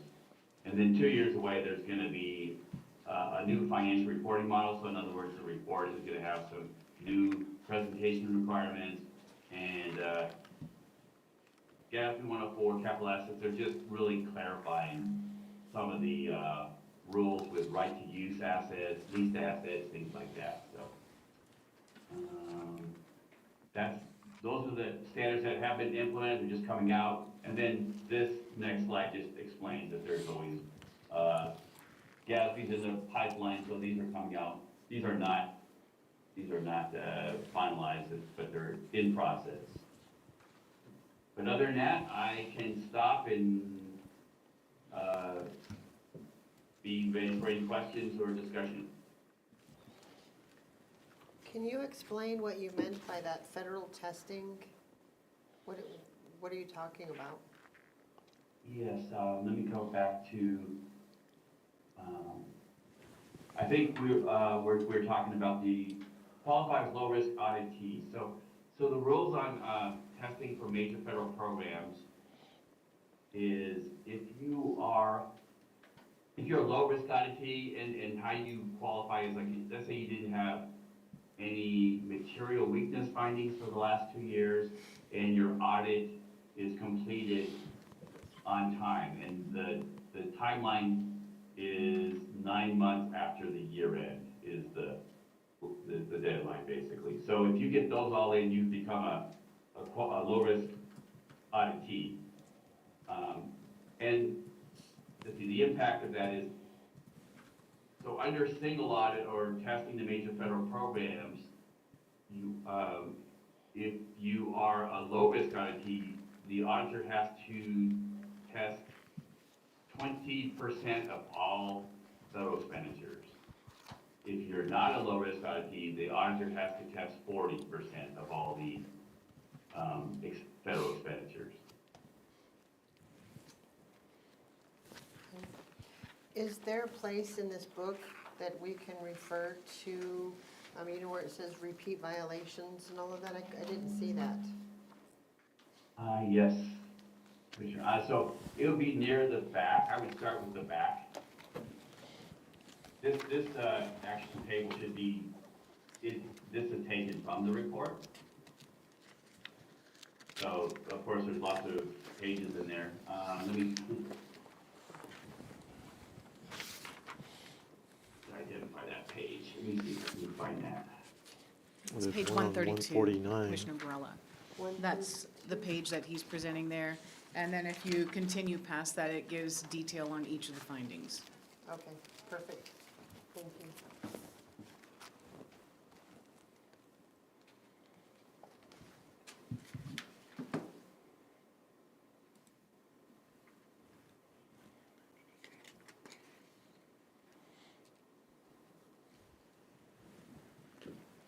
So what does it mean for the type of finding I, other non-compliance required to be reported per section? I'll let Farmer Yeah, answer that that. is a complicated way to say that's a state audit rule finding.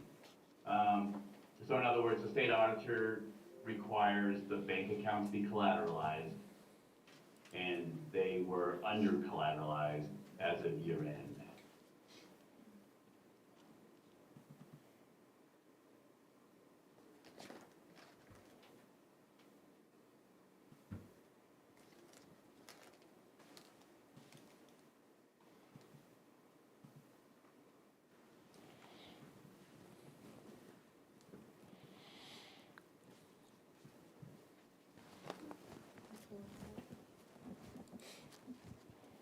And I think the prison, this is the same thing we had last year, has something to do with the billing, isn't it? The way that we receive the, With the first one, the prison facility? Mhm. Yes.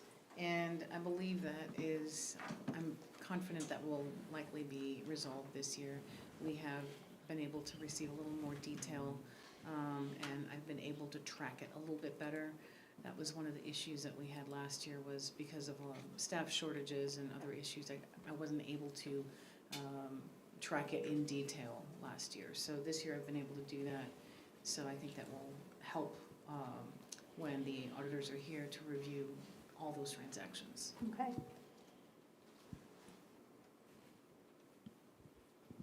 Did you have anything else? No? No? Okay, all right, I think we're good. Thank you, Julian. Yes. It's a big job. Yeah, thank you. Thank you. Thank you, I will stop sharing, and thank you, Commissioners, for your time. Thank you. Thank you. Okay, can I get a motion for number 21? I will make a motion to approve Resolution 04-10-25/11362, the acceptance of the financial audit. I'll second. All in favor? Aye. Aye. Aye. Okay, number 22, request approval of resolution number 4-10-25/113-64, fireworks restrictions. Morning, Commissioners. Good morning again. We've had, I've attended a few meetings, continuing to try and wave the crystal ball. And our moisture outlook for the next 3 and 4 months is very, very, very grim. We are already in severe drought for almost the entire county, and the rest of it's in extreme.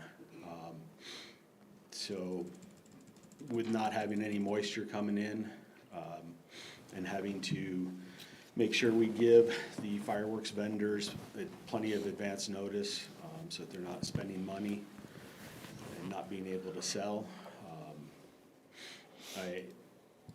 I'm asking that we do a fireworks ban for sale and use for the period of June 8th through July 8th, unless we get moisture.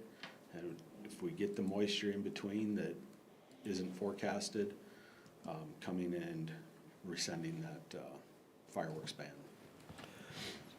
So why don't you ban it from now till July? I can do that from now to July. Every 30 days, we have to come and revisit it at another commission meeting to extend it. So we can absolutely change it to now for the next 30 days, and then put it on next month's agenda, extend it again if warranted, and then extend it again in June if warranted.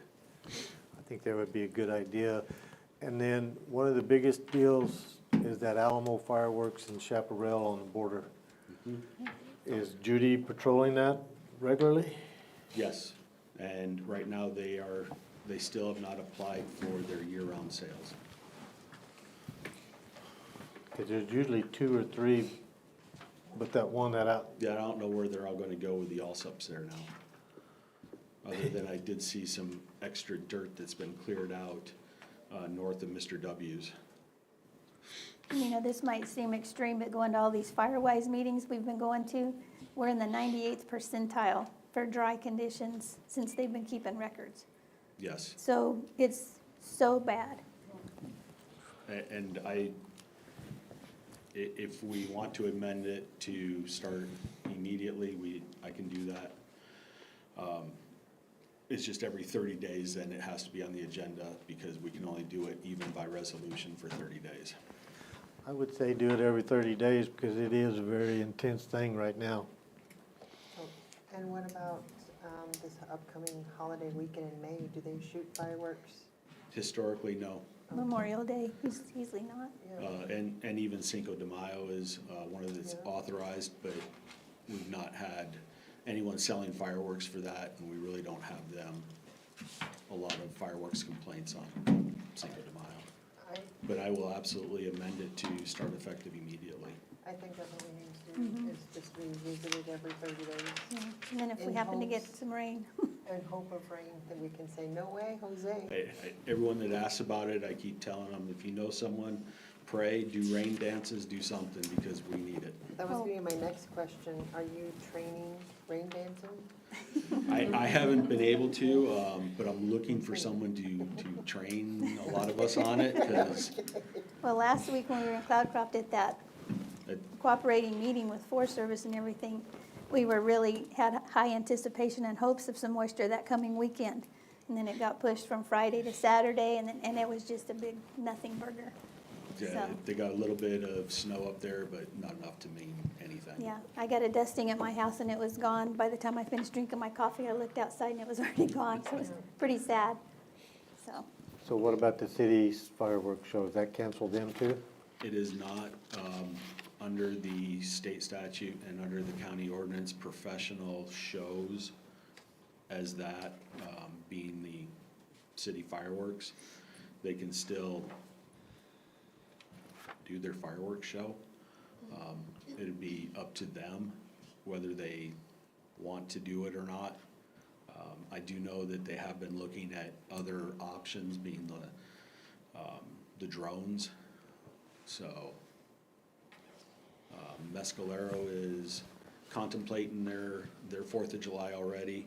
The 6th of July is going to be a drone show for sure, and the 4th may even be a drone show. So we would need to amend this. It says, the restrictions shall remain in place June 8th, 2025 through July 8th. So what dates do we need to put in there? It'd be April 10th through May 10th. Matt, do you want to amend the language in paragraph 1 to specify that those permitted fireworks are limited to use on paved or barren areas, and that there must be readily accessible source of water for use by the homeowner or public that is firing? I'll add that language to it. Okay.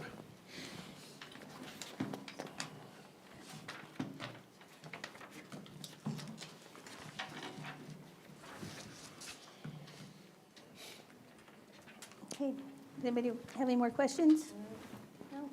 You want to make a motion?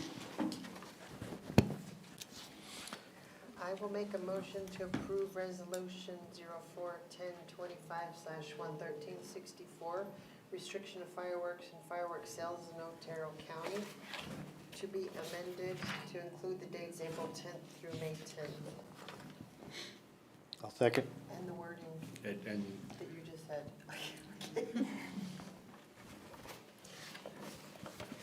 All right, all in favor? Aye. Aye. Aye. Thank Okay, you. pray for rain, Pray for rain. Rain dance, absolutely. all in purple rain dance. Okay, number 23, request approval of resolution number 4-10-25/113-65, vacation request for unnamed alley in the TF Smith Acres subdivision. All right, Commissioners, none of the viewers are here, and I didn't attend this viewing, but you appointed them previously, and they went and looked at it, and I know Tom, I believe Tom was with them, and they collectively decided that it doesn't need to be a public alley or need to be there, so they've recommended vacating it. So, and I should have caught Matt before he left, I think this alleyway includes one of the complaints that we're receiving for code enforcement. So then, what does that do? They would need to be here to protest. Because it's, right now we have, I think, complaints because they're dumping on easement. So this would make the easement go away, and then does it start everything all over again, the complaint process? Well, they wouldn't be able to complain that it was dumping on easement, because once we vacate it, the people, adjacent property owners that have brought this matter can purchase the little section of land at fair market value, and so at that point, it would be their private property. But if whatever they're storing on it is in violation of solid waste ordinance or the junk vehicle ordinance, then there would still be complaints. But if right now, if it's in our easement, then potentially we could move it. Well, it's been there, this complaint's been going on for a couple of years, and so that's why I'm like, do we have to start all over again? changes it a little bit, so. Okay. Is there interest in somebody wanting to buy that? The people that have brought this want to buy it, so And they know that stuff's dumped on there already, right? they probably dumped it. Oh. For being honest. Well, there you go. I don't know that for certain. Yes. Let me make that clear, Yes. but that is an assumption. Okay. Okay, anything else? Anybody want to make a motion? I'll make a motion to approve resolution 041025 11365 vacation of, to vacate the property of unnamed alley in the T.F. Smith Acre subdivision. I'll second. All in favor? Aye. Okay, number 24, request approval of 17 flock license plate readers, cameras to be placed at several locations around Otero County. This would be a 2-year project. First invoice installment of $54,650 being due at time of completion. The second installment of $48,500 being due on the 1-year anniversary completion date of the project, and $48,500 a year on a year-to-year basis. Good afternoon again, Commissioners. Good afternoon. Still morning? It's morning. Good morning, sorry. We're doing good. Wanted to bring this to you. I think we included several information articles and stuff, but I don't know if you had a chance to kind of go through them. I wanted to kind of be familiar with what we're proposing and what these cameras do, how they will assist us. And again, this has to do with IT, so that limits my abilities. That's why he's here. And we have online, we should have we got Cameron and Kristen online.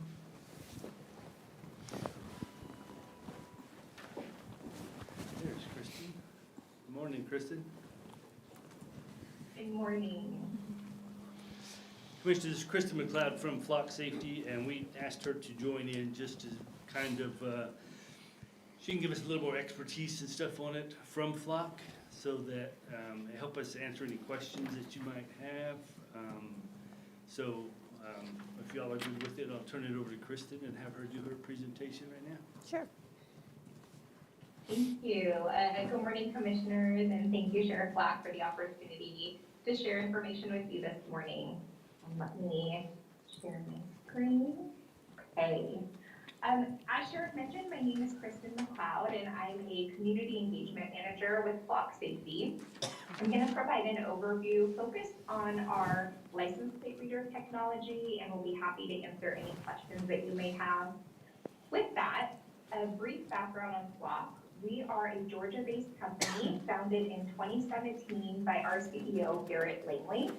And we're founded after he himself experienced an uptick of crime in his own neighborhood.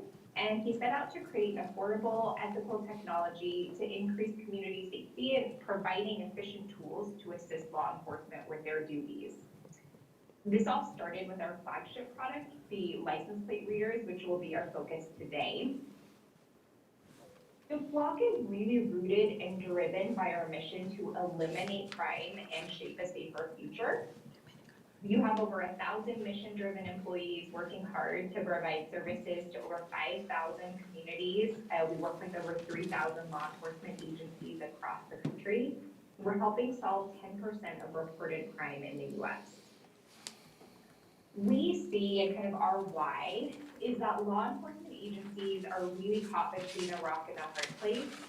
The majority of agencies are facing officer shortages, with recruiting challenges, and also facing overwhelming demand. They are pulled in many different directions and wear many different hats, including homeless activity, responding to homeless activity, mental health crises, also an increase in retirements, which Sheriff mentioned a while ago with his report. Many agencies are strained.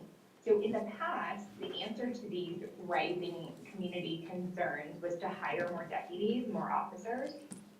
Given many recruiting challenges and budget constraints, that's not really feasible for many agencies in today's world. And so we're seeing a huge increase in adoption of technology across law enforcement. Agencies are looking for new ways to do more with less. We believe the answer to this problem comes in the form of new technology, and we call it collaborative policing. It's a force multiplier that enables agencies of all different sizes to solve significantly more crime and improve quality of life without increasing staffing. It's technology that helps deputies really do their job more efficiently and with more precision. Flock operates as a subscription model, and we really wanted our products and services to be a light lift for counties and cities with regard to implementation. So we provide infrastructure-free devices, permitting assistance, and lifetime hardware and software enhancements. Now really shifting over to focusing on the license plate readers. Flock Safety LPR, we provide real-time investigative leads to deputies to expedite case clearance and improve operational efficiency on every roadway, even when a license plate isn't visible. Our license plate reader cameras operate from fixed locations. They're typically mounted on an existing pole or a Flock pole, which is about 14 feet. They're solar powered, so when you see these in the community, you'll see the camera mounted to a pole with a solar panel typically attached above the camera. The image here is a really great representation of what the cameras are capturing. It's a still image of the rear of a vehicle on a public roadway. They're operating 24 hours a day, 7 days a week. And for our law enforcement customers, we offer integrations with real-time alerts from the National Crime Information Center, that's the FBI database, the National Center for Missing and Exploited Children, also known as Amber Alerts, or from a custom alert that your sheriff's office can create. The system is proactive in that it alerts officers to wanted vehicles when they pass by the camera. It also provides 30 days worth of historical information so investigators can access objective evidence based on vehicle details and gather case leads in order to clear more crimes. We also hear that Flock cameras serve as a deterrent. Once word spreads that cameras are in your community and there to protect and cases are cleared or crime is prevented using the cameras, it makes it a lot riskier for folks intending on committing crime in your community to do so. We're also, I mentioned, we're ethically built, and Flock was really built with privacy in mind. And we do this in different ways. The first point is that all of the data is owned by the county, by your sheriff's office, and will never be sold to private third parties. Flock automatically deletes data at the 30-day mark by default. So it's hard deleted and unrecoverable unless your deputies are retaining it as evidence in a criminal investigation. There's no individual or personal data collected by Flock or retained in the Flock system. And although there's no personal information in the systems, data security is paramount, and we protect your data by it's end-to-end encrypted, and it's stored in the AWS cloud with top-notch security guardrails in place. We also believe in enabling accountability and transparency. So in the Flock system, a search reason is required and saved indefinitely, which creates an audit trail and tracking of the system's use to make sure it's in alignment with your community's values and your sheriff's department policy. We also offer a free and optional license plate reading transparency portal. And what that is a community, it's a public-facing webpage. This is an example from Buckeye, Arizona. And it provides the community information on how the sheriff's office or police department is utilizing the cameras. So you'll see information on policies as well as usage information. And this is customizable for each agency and optional. And many times departments will link their department policy there as well. In addition, we also provide an insights dashboard. So while this here is a public-facing web page, the insights dashboard provides sheriff and his command staff the ability to measure crime patterns and really look at return on investment. So when you're making decisions to continue with us into the future, sheriff is able to see are deputies utilizing this system? Is it really having an impact on our community safety so that you can make decisions moving forward? And to finish up here, we are, as mentioned, in many communities, we are working with over 25 law enforcement agencies within the state of New Mexico, including those listed here. And just some examples of use cases and successes. This was shared by Maricopa PD from Maricopa, Arizona. They received an alert that a stolen vehicle had passed by a community in their, passed by a camera in their community, and officers were alerted to that vehicle and responded to the area. They located that vehicle at a Walmart parking lot and found a male, a female, and a child inside. Further investigation and search of the vehicle yielded narcotics, including cocaine, other pills, and the suspect was booked into jail on suspicion of theft, child abuse, and possession of dangerous drugs. Casa Grande, Arizona, so this is really interesting. In the first 3 months of implementing the Flocks license plate reader system, they were alerted to 44 stolen vehicles in their community and were able to execute 21 arrests. And to finish up, license plate readers really provide a great tool to law enforcement to help solve crime. Something that's been somewhat unforeseen is the impact we've been able to have on helping locate missing individuals. So this is an example of an Amber Alert that was initiated out of Casper, Wyoming, regarding a 14-year-old missing female. And deputies in La Paz County, Arizona, were alerted to that suspect vehicle associated with the Amber Alert. They were able to locate that vehicle and arrest a 36-year-old driver and return the juvenile female home safely. And then this is an example of a silver alert. So oftentimes if a senior goes missing, we hear reports that their loved ones will call into their dispatch center, report them missing, provide information on their vehicle, and law enforcement is able to enter that vehicle information into the Flock system and create a custom alert. And once that vehicle passes by a camera in the community, they're able to respond and oftentimes locate that missing senior very quickly and return them home safely. So we're very proud of that, in addition to how we're helping law enforcement impact crime and increase community safety nationwide. With that, that concludes my presentation. Thank you so much for your time and consideration. I'll pass it back to Sheriff Black if you would like to add anything. Otherwise, happy to answer any questions. All right, John, I got one. Well, here we go. How do you know, how does it come to you? Does the officer have to sit by one of these cameras and monitor it?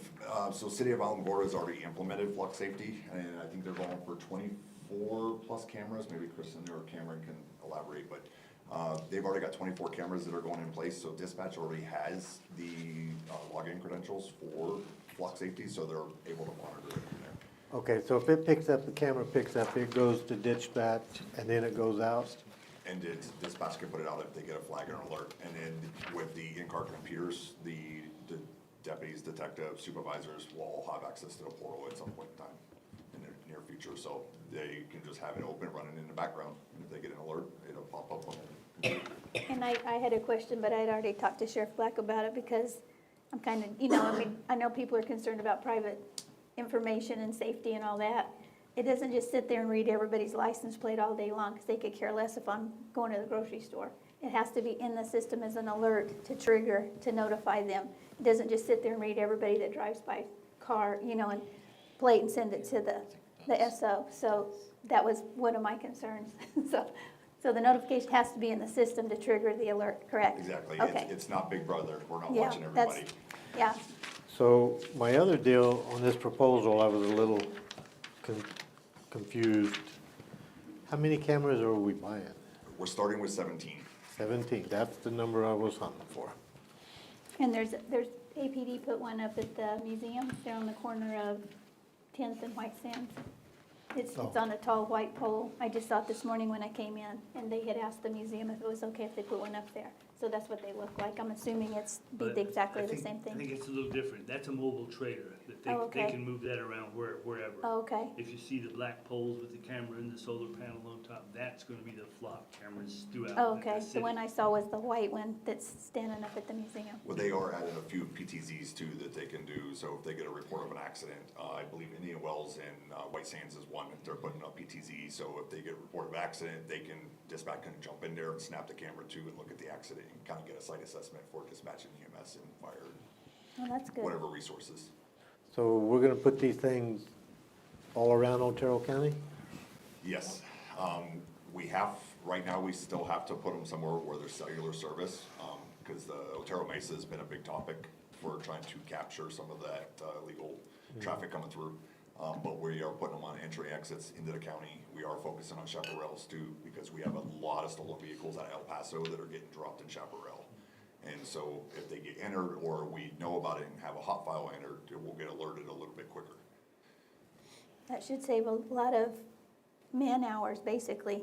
Had all this been implemented about 6 months ago, we probably would have caught the guy that ran that woman over on Highway 70. Yeah, that was kind of a deciding factor for me. You know, she got ran over and killed. We know it was a blue Toyota 4Runner. That's all we know, and that's all we could determine from a business video, you know, that we were able to access.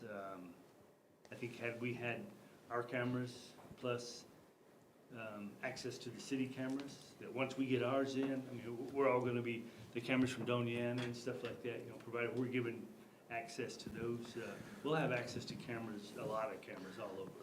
So that was my other question I was gonna ask you, because the Chaparral, you got two access coming in, one's on the Doniana side and one on the Otero side. Doniana already has this program implemented? Yeah, we're gonna kind of focus on the east side, like State Line and, Yeah. and 54. We're gonna kind of focus on the east side because Doniana already has Yeah. cameras on County Line Road and stuff like that. So we'll share information through those cameras, you know, what the information from those cameras if needed. I do think they take constant pictures of every vehicle and they keep it for 30 days. They do, but they're not alerting us to them all. If they have it all, and if a license plate is in the system, it immediately sends out a warning that this is there's a warrant out with this, for this license plate. But in the situation you just described, that vehicle likely did not have a warrant out for it, but you know that a crime occurred and you would be able to go back as long as it was in that 30-day window. Right, and there are And look for those, Correct. okay. Is Chris, but, There are search queries that you can do, so it's also an investigative tool for our detectives and for crime solving. So if we know that this type of vehicle, or this colored vehicle, we can run a query to see and then do comparative matching. is it Kristen? Is that? Yes. So I know that there is a federal lawsuit currently ongoing against the company that's alleging use of these cameras by local governments violates the Fourth Amendment. If that were to be successful, do we get a refund? You know, can we return them? Does the county have protection against that? Thank you so much for that question. Yes, I believe you're referring to a lawsuit from two community members against the city of Norfolk, Virginia. And we are very confident in LPR is not a violation of Fourth Amendment. These are taking still images of vehicles on public rights of way. There has been case law at the district level and appellate level of multiple cases stating that LPR technology is admissible. And so our legal team would provide assistance on the front end and back end with regard to defending the use of the license plate reader technology. But what if you lose and you know, maybe it goes to the Supreme Court and there's a determination that it squarely falls under a violation of the Fourth Amendment and we can't use them anymore? So with it being a contract service, if something like that were to happen, we would come and remove the cameras and work with the city and work with the county. Okay, we can talk about getting something like that in the contract. That certainly can arrange a conversation with our legal team, we'd be happy to do that, absolutely. Okay.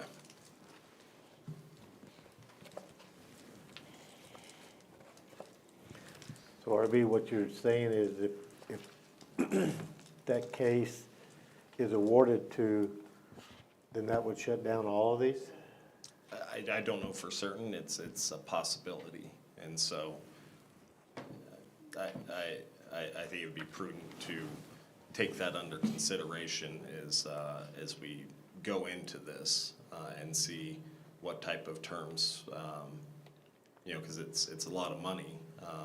I see the value in it, for sure. I just don't want us to lose out on that investment, so you know, this is all being said without having dove deeply into the merits of the case, and I know that it's going on and that there's that potential, so I would want to see what type of terms could get put in to address such a situation. So do you think that we should table this until you get that information, or what's your recommendation? I would say it's highly unlikely that's gonna go anywhere. It's gonna fall under the plain view doctrine anyway. If we've proved anything with doing outside video surveillance through plain sight and or aircraft surveillance, this ain't gonna go any farther. And this isn't recording your activities, it's just capturing your license plate as you drive through. It's no different than somebody standing on a street corner and snapping photos as you're driving by. It could, I agree with you. The other thing that the contract mentions is fluctuations in the price due to current tariff issues, so it's another consideration. Do you want to wait and it gets more expensive? I don't know. You know, you could always approve moving forward contingent upon some type of favorable terms regarding the potential for negative litigation outcomes. This is the same system that Border Patrol has when you drive through their checkpoints, isn't it? Similar. Similar, different We company. don't have access to theirs though. Yeah, but what I'm saying, it would be violation of the same right to what they're talking about in this lawsuit, correct? It's a little different with the border. In the federal government, they you have very little expectation of privacy within, I think, 100 miles of the border. And so if it is something to do related to the border and it's done by the Border Patrol, they have far more leeway and authority than the sheriff is going to have with the same situation potentially. And there's two similar systems. I mean, this is Flock, the other one's Vigilant, and we already have that as well through the Stone Garden grant. So we're already putting this in place as it is. The only difference is Vigilant's a little bit more expensive than Flock, and Flock is what the city's using, which is why we decided to go this direction.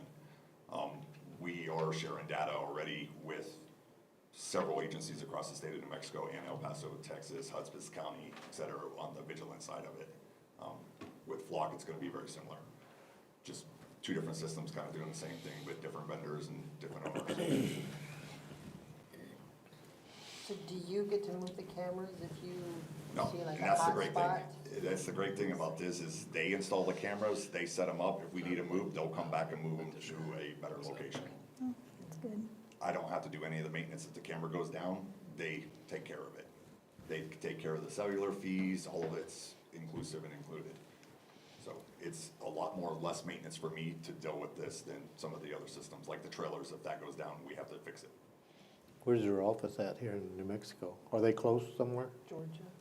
Georgia is their main, I don't think they have an office in New Mexico, but they're providing services nationwide. So, I think it's a question. Can you all hear me okay? Yeah, go ahead, Cameron. Perfect.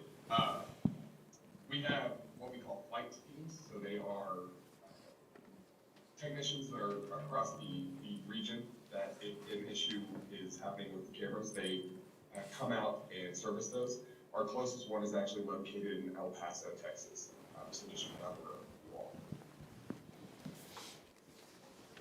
So if you had a problem with one, it wouldn't be like a week or two before somebody come. If they're in El Paso, it would be within probably 48 hours or something. That'd be my assumption, Cameron. It's traditionally, traditionally a few days that we can, just because they are going to different locations across the region. Normally they have a schedule built out, and so we would work to prioritize and schedule us as quick as possible to get a tech out there. So maybe not within 48 hours, but as quickly as we could, we would have a tech out there to fix that camera. Cameron, if you would kind of explain as far as deploying the cameras and stuff, kind of the process you guys go through as far as acquiring, access to DOT, stuff like that. Absolutely. So we have a team that is dedicated to gather the permits or the appropriate permits to install devices on the roadways that we are looking to target. So we will work with New Mexico DOT. We will work with Otero County. We will work with the city of Alamogordo or other cities across Otero County to get those proper permits. As you can imagine, New Mexico DOT has stringent requirements to place devices on their right-of-way, and we make sure that all boxes are checked, and we get the appropriate approvals and all the OKs that we need from, the district level and the state level to get these cameras put in. But that is part of the service that we provide is handling the permitting process with the states.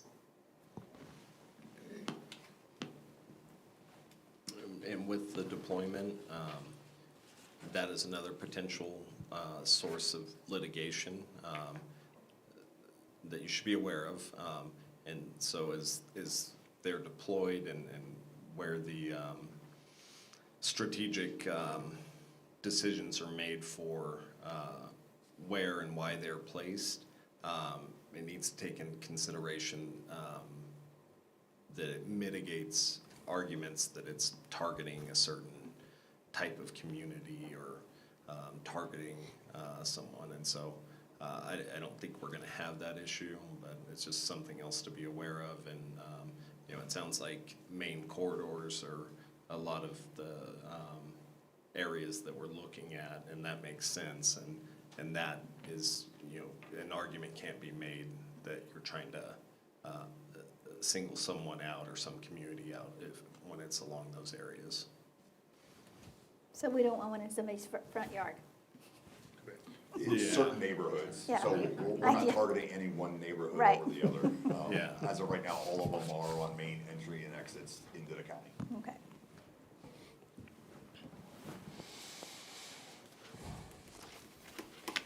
So are we allowed to put one inside Cloudcroft? And how would that work? We are looking to put one of the trailers that we have, we're looking to put that at the fire station there in Cloudcroft. And we are putting one in Mayhill on Highway 82, short right where the cell service ends. And like I said, they handle all the contracts with New Mexico DOT, so we don't have to deal with any of the permitting on that. They put them all on public access or public property or public easements, so we're not gonna have the private property issues. I think we'll probably have another conversation with the mayor in Cloudcroft. I know there was a presentation done to their village trustees up there. When Border Patrol actually came up and did a presentation. They were all for it then, so, I'll probably get with Mayor King and just, we're supposed to get those trailers. I thought they were gonna be here Monday, but they're on their way. And I wanna just verify that, they're still on board with the deployment of that trailer in Cloudcroft. And so like on Highway 24, if you wanted to put one up there, you'd have to put it down. By the post office. Okay. Yep, we got one going there too. Post office. And is there internet on that dirt road that goes to Carlsbad? Anywhere that you could put it on, or? You're talking about on the Mesa? Yeah. There's no service out there yet. We're watching. There is a beta program going on with T-Mobile and Starlink satellites, that if your T-Mobile device doesn't have service, it will connect to Starlink, but they're only doing testing with text messages right now, not data. So should that evolve to data, then we'll be able to put something out there. We are looking at one on the Mesa, where there is one little spot of cell service that you can get. So the flock team's gonna go out there and do a site assessment and verify that the signal's strong enough to actually do the images. So we do have potential for some on the Mesa. Will these cameras alert if you don't have a license plate on? No. Nothing, that doesn't tell you nothing, because all these vehicles being pulled through here from who knows where. That's another issue. But if there's no plate to flag, it's not gonna throw a flag. Unless we put in a flag for a specific color and model of vehicle, then it may give us a sound X or a similar alert to that, but it's still gonna require physical checks. So the budget-wise, We actually, this was something I was talking about on Monday, out of the leftover funding from that 2019 project. We have it in budget and had already planned to encumber it for rollover for next year as well. So all of this is covered. We're not gonna request any additional funding. I like that. You're making it a little easier. Yeah. I tried to make it as easy as I could. the initial 100,000 is out of your budget. Correct. It And is in then- budget now, and we already accounted for the following year in this, the budget that you just approved on Monday.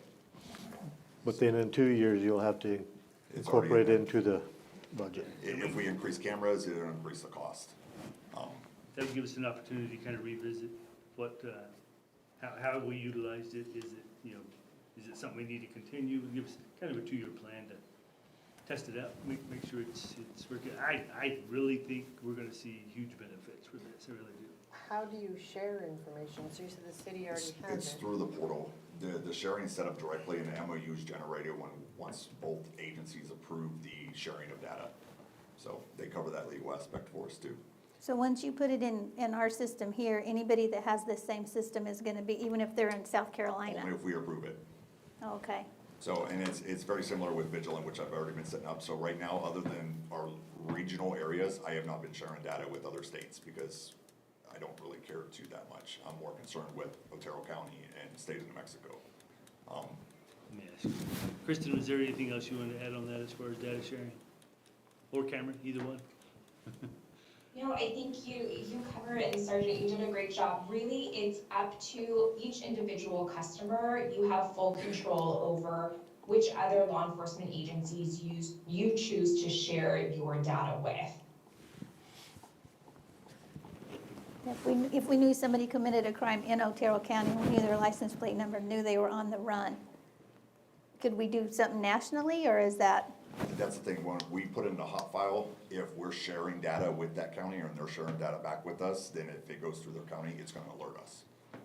But it would be, is it a nationwide? Because you know, they could travel multiple states. Well, once it's put into NCIC, then it is nationwide anyway. Okay. So they'll still receive those alerts, but they will only share our hot file request. That's the alerts that we put in ourselves. They would only receive that if we are sharing data with them. Okay. So because the city already has it, that means we're not gonna put any cameras in the city? Correct. They've got 24, something like that, cameras throughout. There's no, we'll share information back and forth. So all those and ours.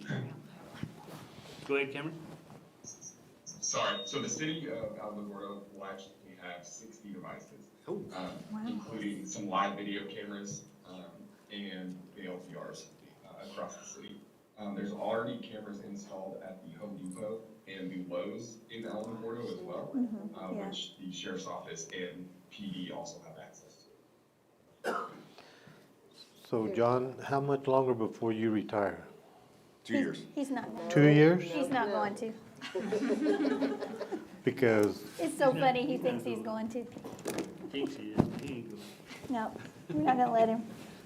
We have a contract we're fixing to work on. 30 years? Yeah. He can retire like me. I work harder now than I did when I was working, so. Okay. All right, so do we need to make any changes to this motion, or? Something, making it contingent upon coming to an agreement on some terms in the contract that, you know, if we were to be sued for our use of them, that they would defend and indemnify us, and then what type of options they could give us in the event that this lawsuit that's in Virginia is successful. And that's not something that will likely be decided anytime soon. So,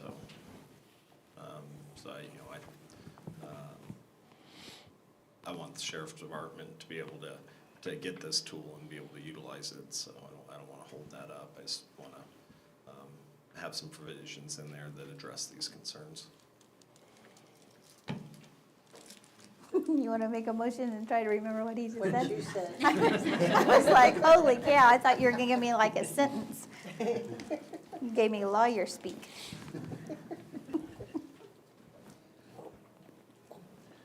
Just for clarification, my clarification, if we could approve this, but address your concerns with the contract with law.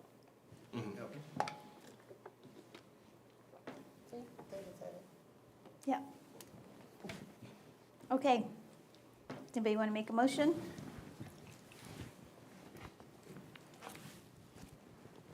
Yeah, I will. I request approval of 17 flock license plate, man, right there was the number on the 17. Yeah. Anyway. Really smart. I look for that number too, Gerald. Jeez. Plate readers, cameras will be placed in several locations around Otero County. This would be a 2-year project. First invoice installment of $54,650 being due at the time of completion. Second installment of $48,500 being due on the 1-year anniversary completion date of the project. Then $48,500 a year on a year-to-year basis. Can I get a second? I'll second, or with, And just with to the- say contingent upon Amendment of the, contract approval by county attorney. what he said. I'll second it. All in favor? Aye. Aye. Aye. All right. Kristen, Cameron, thank you all very much. Thank you. Thank you, Sheriff. Thank you, Commissioner. Thank you. Okay, number 25, request approval of reclassification of 2 positions within the department, both from sergeant to administrative lieutenant. First position with a salary increase of $6,355.44. Second position with a salary increase of $7,993.44. Both are within the current budget. I think we kind of discussed this a little bit during the budget hearing. Basically, all this money's within the current budget, not asking for any additional money. We've been without the lieutenant's position for some time now. And I didn't think it was gonna be that big of a deal, but it has turned into a big of a deal. So, we did the lieutenant's testing. Sergeant, now Lieutenant Garza, has already been promoted to the 1 lieutenant's position that we have. I need a lieutenant in Chaparral. We are getting big down there. We are getting lots of deputies down there. I need a little more oversight down there. So I need to promote Sergeant Hernandez to a patrol lieutenant, and he will take care of the Chaparral area down there. Sergeant Emery has tested on this twice. He's passed it twice.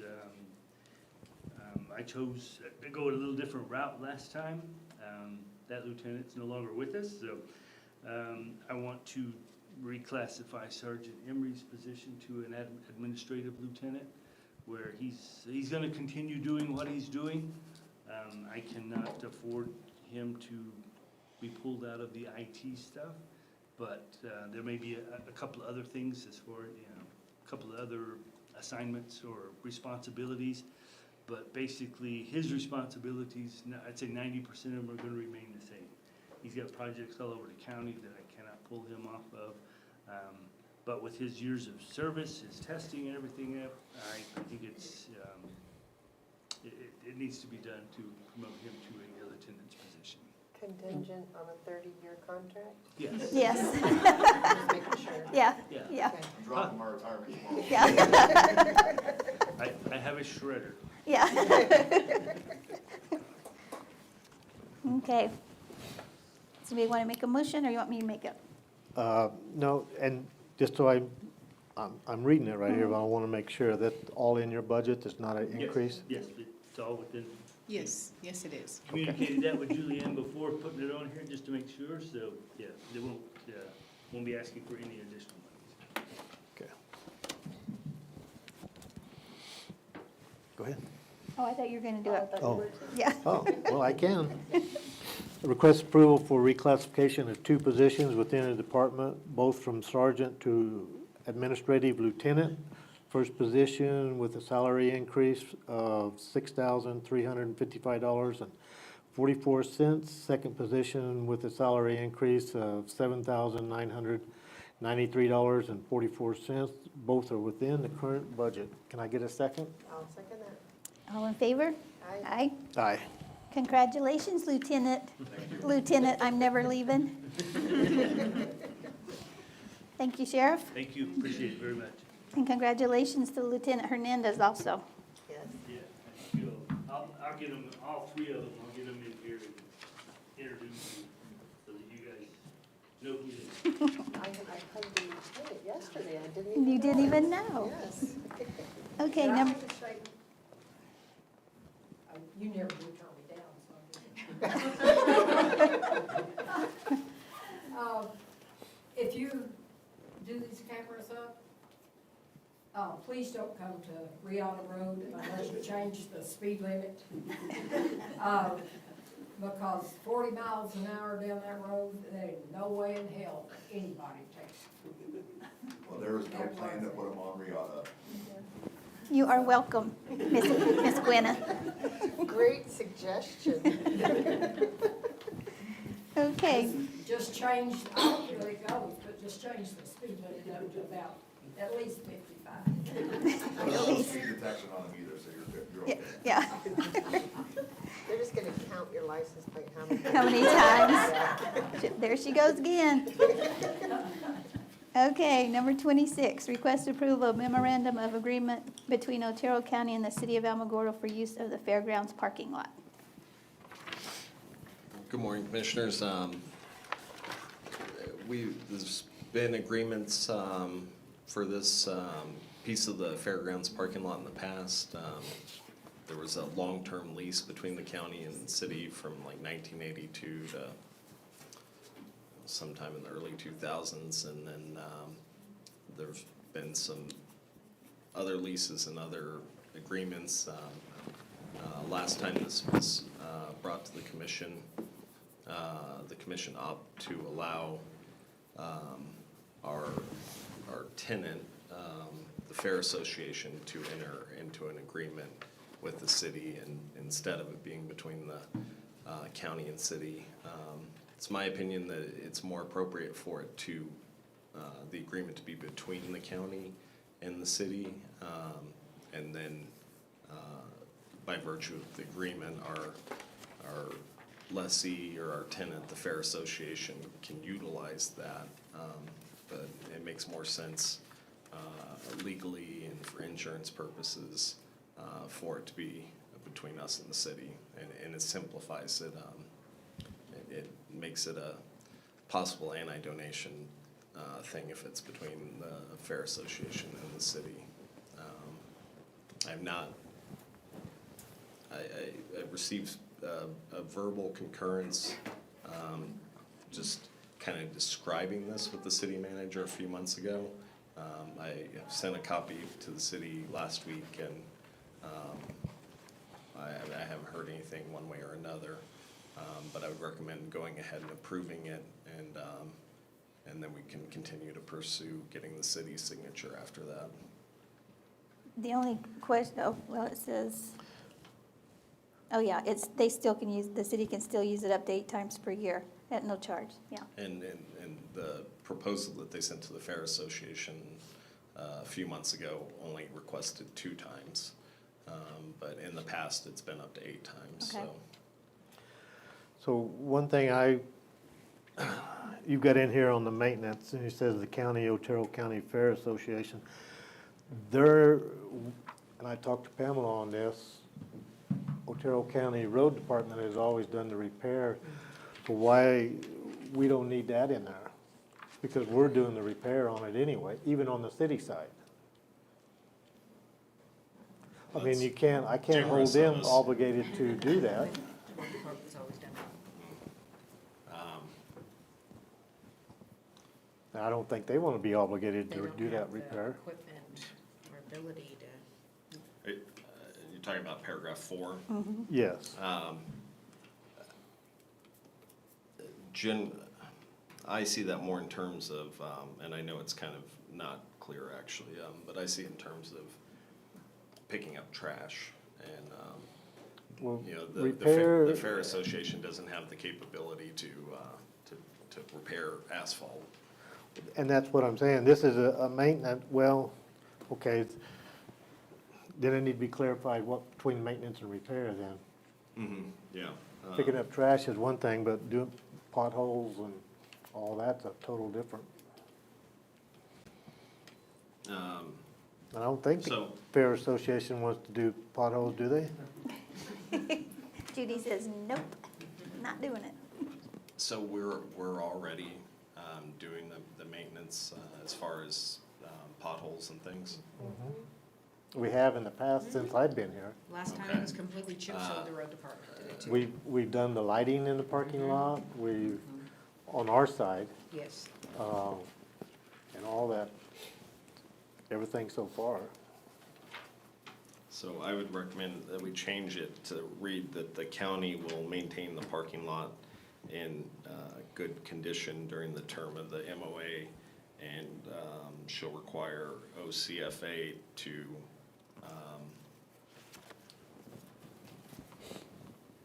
keep the area free from trash.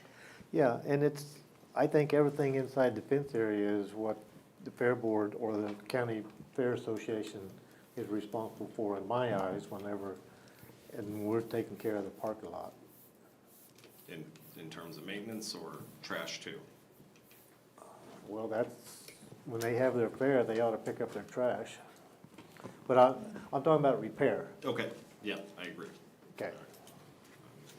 And to be fair on the trash, if it's there, it'll be gone a few hours later when the wind picks up. Exactly. Is there any way we can do it longer than 4 years? That's what the city said they were open to. Because here's about 4 years ago when they tried to sell their half of it to Dennis. And this won't prevent them from selling it. Right. They are able to terminate it with 60 days' notice. And I think they would be unwilling to sign it if there were some term that would prevent them from pursuing that, should they choose to do so. And I'm sure the city aware is that they would destroy the fair if they took half of that parking lot away.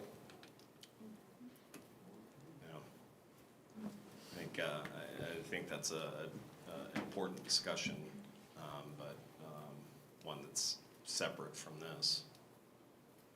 But I think it is important.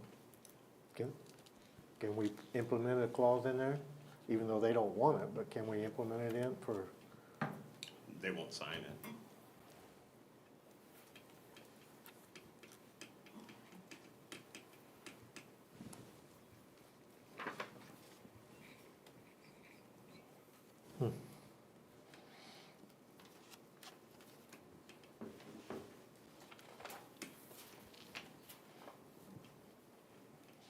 I know you want to say something. I do, I but can we'll keep tell my by the mouth look on shut. your face. Like, I was just waiting. I was just trying to think how we could word the termination. To where if they wanted to sell that piece, that we'd have place in the negotiation, they're doing that, you know, something to say, hey, our fairgrounds is way too important.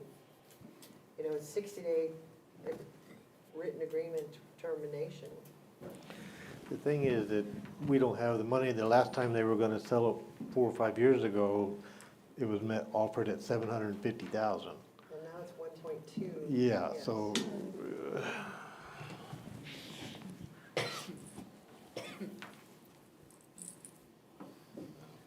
Okay.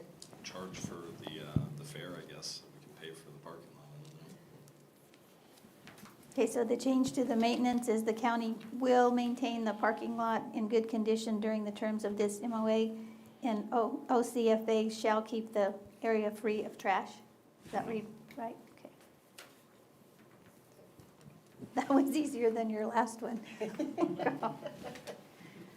Okay, any more questions? Are you guys aware that if there's no longer a fair out there, the city gets the whole property? What is that, is there something in the deed that says? Yes, there is. I'll have to research it and find you the copy, but it stated that if there's no longer a fair, the city gets the property back.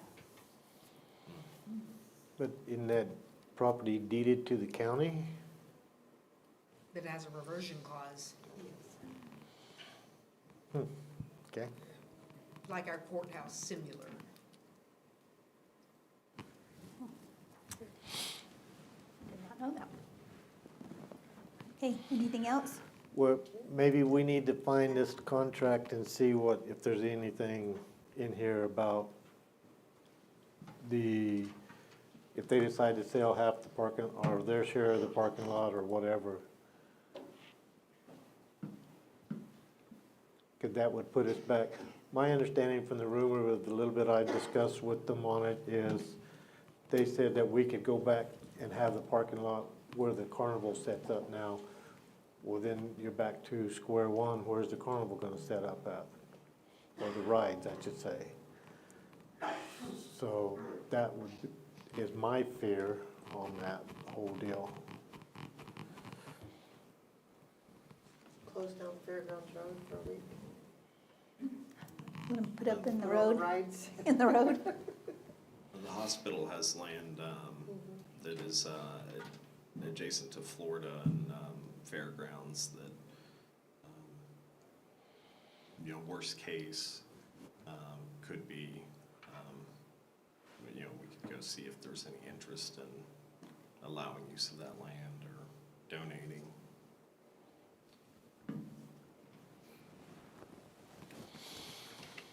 Okay, I make a motion to approve the memorandum of agreement between Otero County and the City of Alamogordo for use of the fairgrounds parking lot with the amendments under maintenance as included. I'll second. All in favor? Aye.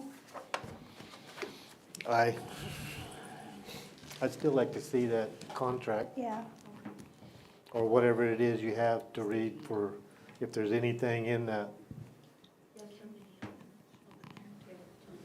All right, number 27, request approval for an early warning system for Curtis Canyon Dam at the cost of $35,900, asking county for $20,000.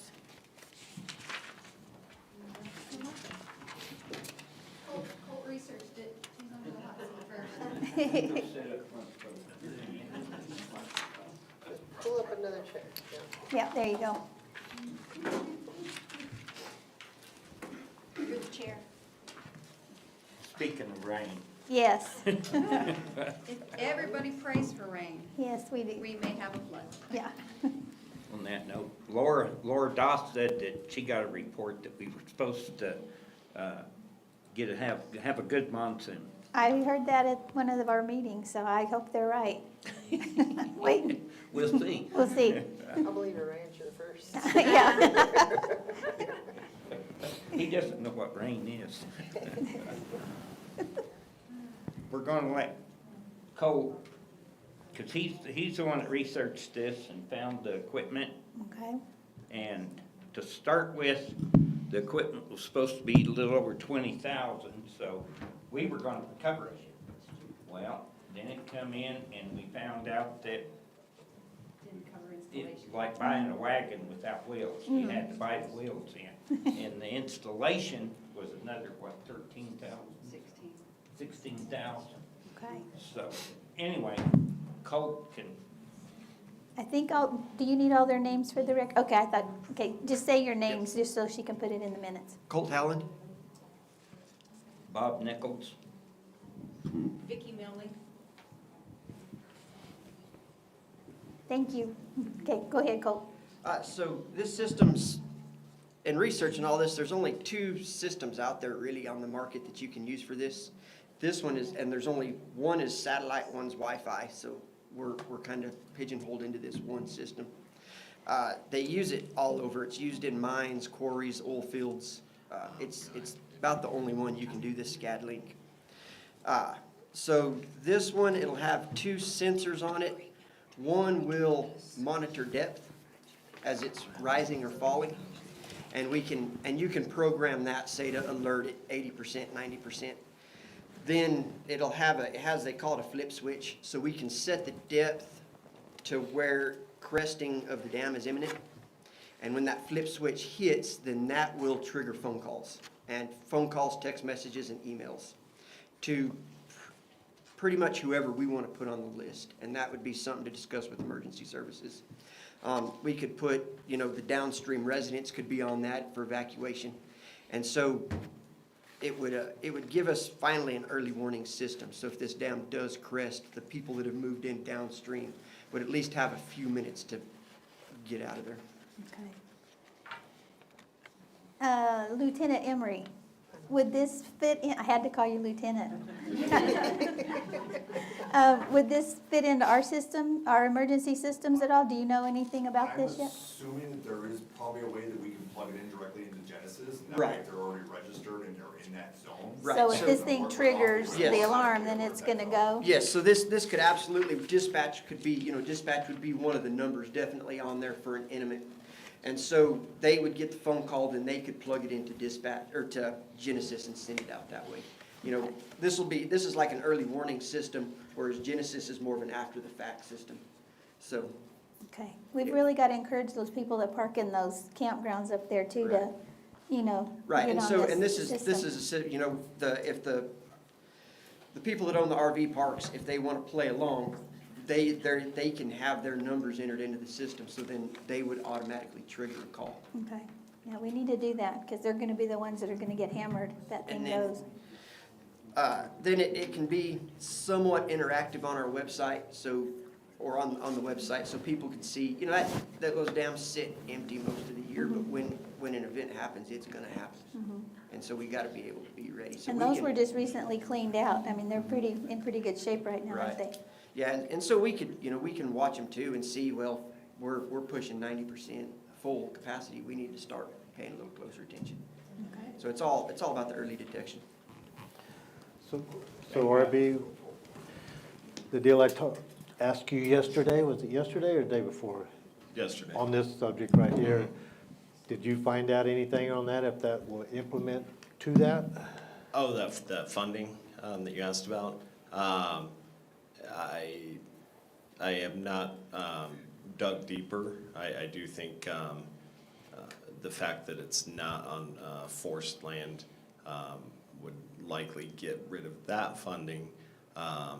There are other pools of funding, and this is one of 3 dams.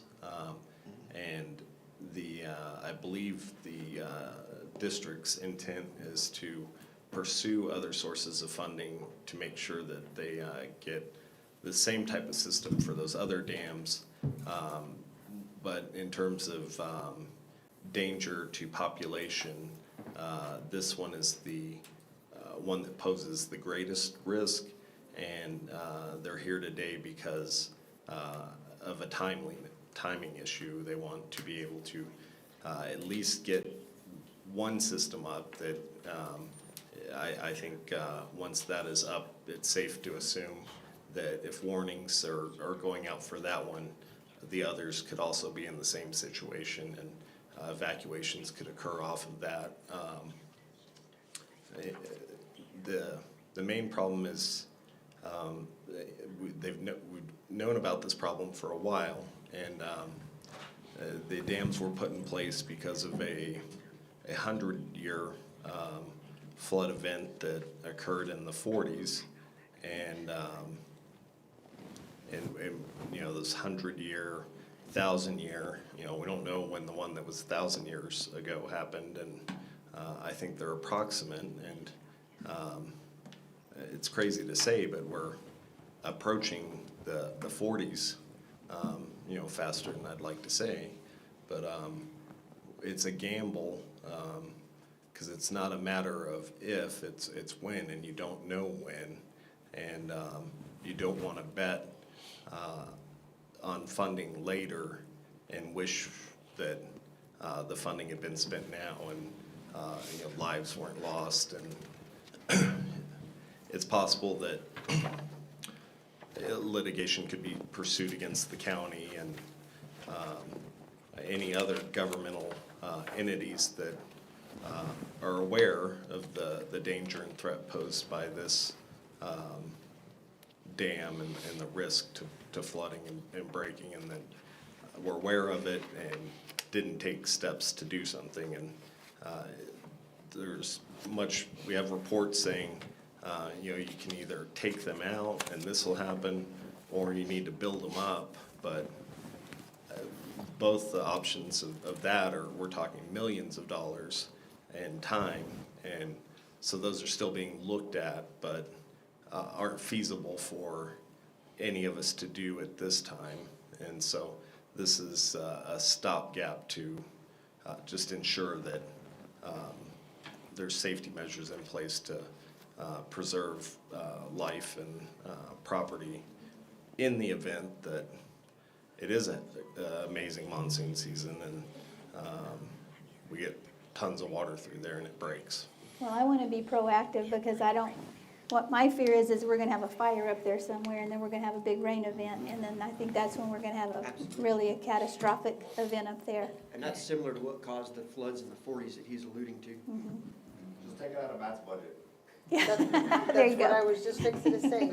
Why don't state funds pay for this under emergency services? It's possible that some might, I didn't. I mean, we don't spend know. that in boots every month. I mean, and that's out of state funds. Why wouldn't they cover something like this? What do we do with them? What'd you say? We got $45,000 in just uniforms this month. We have spent about $10,000 a month in safety gear and boots and all that, so why wouldn't this be covered under state funds? It potentially could. Matt probably knows quicker off the top of his head what those funds are authorized for and aren't. But that's possible. And maybe 100% of it would be covered under state funds rather than pulling out of their budget and ours. Possible. Is Matt still here? One thing, in doing this study that we're doing right now up there, they come back and said it was initially constructed for 50-year flood, not 100. We were under the impression all this time that they were built to 100-year specifications, and they weren't. It was to 50. You missed the meeting, it's actually 25. Oh, wow. That's even worse. Yeah. We're past due. Somebody exaggerated. So to get the dams to a current standard, we've had to go through the steps of getting assessments done through NRCS, which they fully funded. They're doing dam rehabilitation planning on all three dams right now. That was a $3 million cost. What that will get us is alternatives to what is the most feasible thing to be done with those three structures, which could include the decommissioning of the dams or improving them to current standards. When they did the dam assessment reports that were done in 2023, the estimate was $11 million. Wow. To bring those three dams up to standard. that will be done 8 years before we get to a design phase to come up with current prices to have those redone. So in their research, it's apparent that they're not, we don't have $11 million either. To get FEMA to come in and do that, it's going to take time. And knowing now that they were only designed for a 25-year flood, which we just found out in March, at the March meeting, that they're only designed for a 25-year flood. We've been really lucky that we haven't had.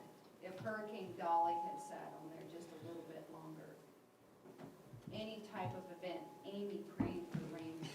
Yeah, yeah. Everybody got out there and asked. I know, it's like, yeah. The best we can do right now is to warn the people downstream that it could be coming. So what happens, the last time, 10 years ago when we had the flood at that RV park, did it go over or did it break? It just got, Yeah. we've had the events that took it to near catastrophe, but we haven't had an event yet that has, I mean, we've scared Joyce Comrouse a lot in her house behind Curtis King Dam. Do we ever expect it to break or just go over? Well, so the theory on that is if it does go over, it will break. Because it's just dirt. Yeah. And then the 2 alarm depth, So- this thing would go down, and then the alarm, right? Am I thinking of that Well, right? yeah, if it broke, then yes, but the alarms would have already been triggered by Okay. that point. And if it breaks, it goes, don't even worry about the alarm, because Right. they're gone. It's too late. Right.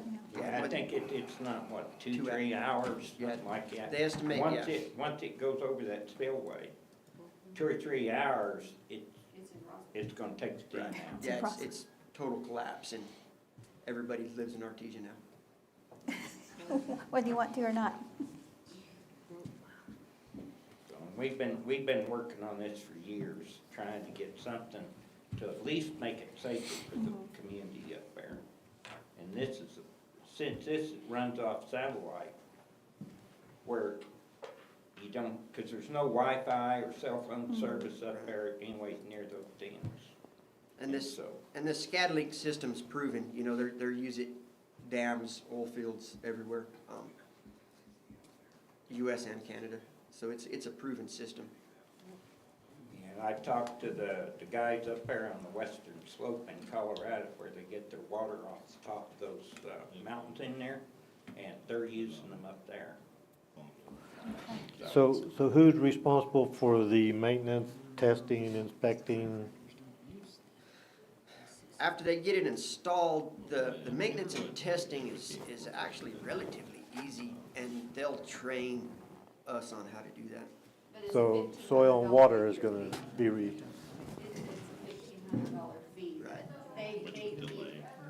They monitor Right. the system to make sure it's functioning Right. properly at that Yeah. subscription price of Right. $1,500 a Right. year right now. Yeah, the company stays married to it as well. Oh, So okay. the company will continue to monitor, any problems we have, we can contact them, that's, yeah, part of subscription fees. They stayed married to us in a contract. And they test them too? Yep. Yep. There's really the only testing on it from talking to these guys, that flip switch, they recommend about 90 days, somebody go out there and flip it and make sure it's setting off the alarm. They said that's really the only thing that you have to worry about. And And- of course, educating the public so Right. that they understand what that means. Yeah. Right. And y'all are gonna do the testing? On that end of it, we'll probably have to take that role on, yeah. Unless we can get emergency services to drive up there and do it. It's a maybe that fire protection funds could be used. I see a couple categories that maybe it could fall under without knowing more about how they work, but I think there has to be a request process for that, and it might be best today to go ahead and approve it so that this is moving forward, and And while that's happening, we can see what areas we could pull from that would not tap into county funds, but, And their funds. yeah. Would it cover both? Yeah, possibly. Okay. But we don't want, at the same time, we don't want to not have it in place before the monsoon season. No, I agree. So RB, could we pull this funding out of our ditch, our flood ditch crew money? We could. I mean, that money's sitting there. They wouldn't have it, and it's already there. There's also the 1/4% fire protection tax, gross receipts tax, that we could possibly utilize under maybe like the fire marshal's budget. That's Matt what I probably want. wouldn't like that, but just like the state fire distribution that comes, from state fire marshal. I don't know, we'd have to research if we could use that, but the 1/4% fire protection tax fund, I think we could probably utilize that, or from the ditch crew. I would rather do that than have to pull out of either one of, The funding that you're gonna use is it like use or lose, or can it go to other things? It's not designed to be use or lose, but we withheld from doing a small conservation project so that we could have those funds available. So we withheld from obligating it for a project, just so we wouldn't say Okay. it's. So if the commission chose to, then I guess it would allow them to do some other type of conservation project in the county. I personally would rather do that. Yep. Gives you guys more dam work or whatever, so you could apply to. I call all Well, work we damn work. appreciate that. We figured we'd pay for the maintenance, or the installation of it, and kind of share. We were trying to sweeten the pot just because. We tried capital outlay first. We were negotiating. Yeah. We have funding to do maintenance on the dams, which is what we're trying to do to keep them functional. And they told us that this is an infrastructure improvement, not maintenance, so we couldn't use our capital outlay, because we were just gonna, when we saw it was less than 40 grand, it was like, why are we waiting? How can we get this? And it was like, well, who could we ask first? Yeah. And, it's Well, just, it's. 2 years ago, we implemented a new program, and this would be what I would see part of it. It's flood control, ditch control, the cleanup part, it would be, I would think, right up that alley. If the other two agree to it. I do, I do. yep. So we're gonna go for the full 35.9? Yep. Yeah, Okay. But first, before we use the ditch money, see if it's state, if we can use state money first. I'm already Okay. texting Matt and working on that to see if we Okay. can utilize Yeah. those funds first. Okay. Yeah. And then Plan B ditch money. But Mhm. anyway, we want to get it done. either way, I think you guys are gonna be clean up. You're gonna have to do the maintenance or testing or whatever it is you gotta do, but, so. If you want to, now, if you wanna give that money, you can go ahead and give it to us, and then we'll still use the other money. Okay, anything else? So we're going to amend it? To Yeah, pay the full amount. To the Request full amount. approval for the early warning system, make a motion to request approval for the early warning system for Curtis Canyon Dam at the cost of $35,900. Yep. I'll second it. Of course, this depends on tariffs. All in favor? Hang in Aye. there, it'll be worth it. You have to say aye. Aye. Aye. Say aye. I promise. All right. I guess my last question though is who's buying it then? Are we doing the new, we're pulling the funds so that I would be working with them to do the Julianne, what's purchase? cleaner for you? Give them the funds to do it, or we purchase it? I don't know, I guess if we were to give them the funds to do it, it would have to be probably through like, Because if we agreement. purchase it, we own the equipment then. right. But then we would also have to maintain the contract too, right? Mhm. What's that? We would have to maintain the contract and pay the contract payment as well. Right. Code give it to them. Yeah. Let's give it to them, it's easier. Yeah. There you go. I mean, honestly speaking, I'm gonna ask you for the $1,500 for me. There you go. Yeah. So, all right. I knew that was coming. It's kind of in there anyway, but, no, I just wanna know that way I can start formalizing the Yeah, contract. and then with RB the- will draft an agreement between us on the utilization of the funds. Okay. I just, that way we can Awesome. get All works. right. Thank Get it you. done. Thanks Thank for you sitting all. through our whole meeting. As a military child, it was awesome to see Oh, that. good. I'm glad you were a military child. I didn't know that. Yes. Came from Yeah, Georgia. this is gonna take a little bit of relief off of our worries. Good, good, yeah. So, thank y'all. Thank you.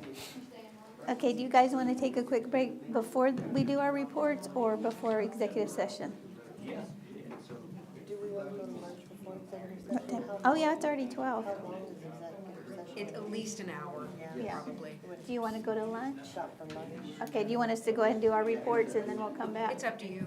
You want to do our- Reports at the end, and we come back after executive, we're just gonna call it after executive. I'll just call it after executive. So you want to do them now or go to lunch? Okay, all right, we're going to go ahead and do our commissioner reports and managers and attorneys report, and then we're going to take a lunch break to come back before executive session. So Commissioner Matherly? Okay, I've attended my monthly meetings down in Chaparral. This next Monday is going to be a very interesting meeting down there with the representative coming back. We've got several questions. I've got the assessor going down to explain some of the new tax rules and stuff that they've been asking me about. So we'll get going on that. I was present at the groundbreaking deal for the airplane monument deal. What do they call that? Freedom? Gateway. Yeah. Gateway, Yeah, yeah. Gateway. I sat down, excuse me, I sat down at the chamber with Mr. Perry, and we had several conversations. He was just kind of filling me in on what the chamber's future, what they're kind of looking at, which was very interesting. My understanding, Vicki, you're on that board anyway, so you're aware of it. He was going to sit with each one of us and kind of fill in so everybody knows what's happening down there. I met with Pamela, and I brought a couple of the people from the board members from the Flickinger over to explain to Pamela what is happening over there, so nobody goes into a panic on that deal. I'm trying to stay out of it as much as I can, but I'm kind of getting drawn into the middle of it. Of course, we did our budget meetings, and then we had, that was a long day, our public meetings on all the ordinances, corrections. And then Tom and I went down on the 506. Those tank crossings down there, they look really cool. They're really big. But you gotta remember that this road is built 3 to 4 foot down, banks on each side, so when the water runs through there, anybody that's ever had anything to do with construction knows that anytime you put in fresh dirt into natural, when the waters comes, what's the first thing that leaves? Fresh dirt. So are we going to have the approach ramps? I looked at the plans in the office they have set up down there. The approach ramp to the concrete is dirt, base course. So when that washes away, what are you gonna have? You're gonna have a big old chunk of concrete sticking So up. without the approach ramp, a cattle truck won't be able to go over it. Yeah, nothing's gonna go over it if that approach ramp's not there. So it's like a square, it's not Mhm. even, And then the dirt will ramp to the concrete. It's got, if you can imagine, it's shaped big like this because that's where the water is supposed to hit. And it's also where the tanks go across and they have area to turn afterward. It looked like a bone sitting there, if you can kind of picture that. But when I've actually seen when that water runs down that road, it is like a river running. So you have the the tank crossings are gonna be up above, and then the dirt ramps back down to your 3 to 4 foot levels of the ditch. So what is the water gonna do? So it's only gonna be a time tell deal, and they'll have to be responsible for it. They'll have to fix it somehow, but as long as it doesn't do it in the middle of the night and somebody drives through there, so. I mean, if it's that bad, you're not gonna drive down that road anyway, but it was pretty interesting. There's way bigger than what I imagined, so we'll see how that goes. Other than that, that's it. Or does that make my turn? You're up. Haven't done anything this month. I know that's not true. I got a invitation from the White House to attend Women's History Month. I was in DC for a couple of days, and that was fantastic. I did utilize my time there for back-to-back meetings, and I did make good progress. Attended some more Zoom meetings, including attended a SMART assessment management class. I don't know if I learned anything, but I was there.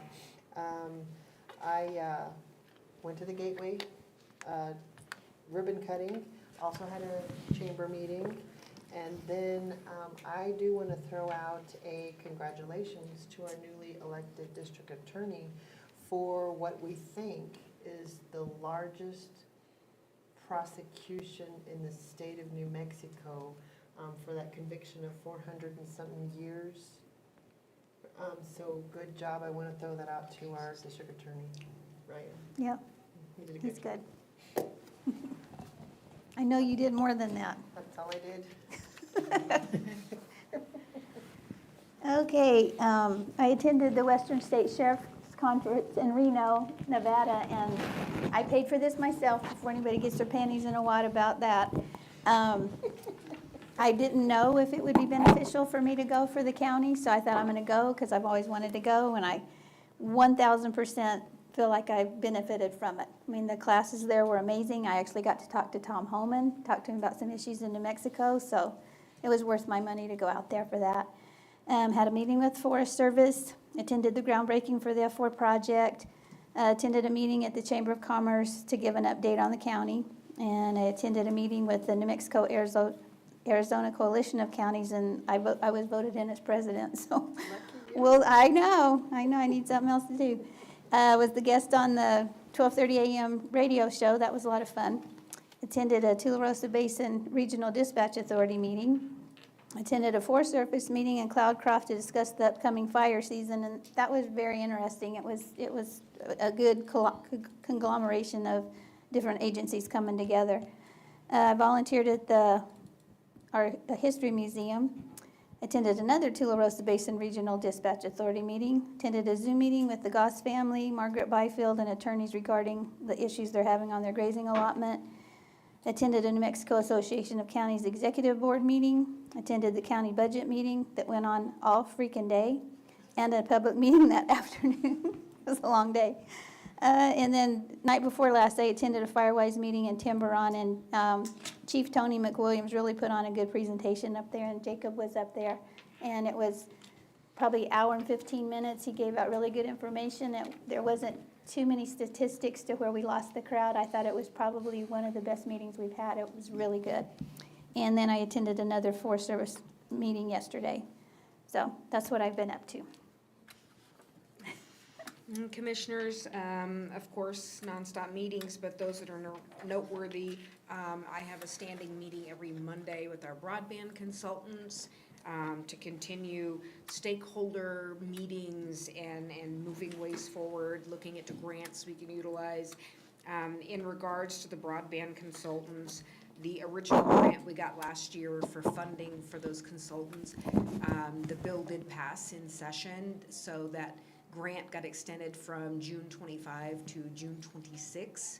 In addition, I am still waiting on the second grant for this year, which will also have that same deadline. So we're gonna have another year of this project. Attended Taberta board meeting. We have another one next week. Attended the groundbreaking for Gateways to Freedom Monument. And then Sylvia and I were at the Roundhouse for County Days. Thank you for doing that. most every county was present. That was fun. And then, just so you know, I've briefed you numerous times about the Dry Canyon thinning project I've been working on with EMNRD. We finally have a contractor, contract signed. He will start that work in 30 days. So that's exciting. And then the last thing I have is we need to schedule a special meeting. We had Rodney Eaton on the agenda today, and we decided it was just a big discussion that we could have a special meeting for that instead. So I just kind of need some dates and times from you guys. Are we gonna do that I can't do it now? this month. What do you mean? We're gonna schedule that now? If we can, that would be great, because I have you all here looking at your calendars. Well, I don't have your calendar here. Well, she's across the street working, I started going in there. Or if you can't right now, how about Sylvia get with you Okay. and poll you Yeah. and pull something together? Yeah, That April's I can't do pretty April at awful. all. Yeah, that's, but May 9th I have open? That's graduation at NMSU, if anybody's, well, that's at 6 PM though. if Could we we did it during avoid a the day. Friday? Be okay. That's a Friday? Since the building's closed? Oh, I Oh, forgot yeah. about Yeah. that. Let's see.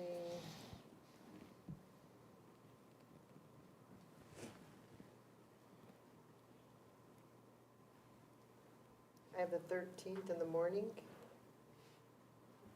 I could do that right now. You're doing May? Uh-huh. Yes. It's a Tuesday?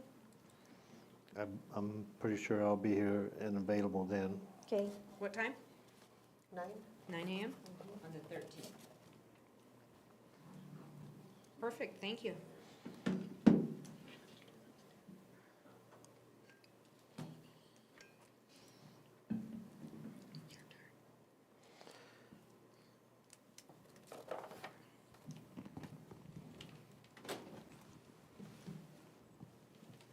Okay, RB?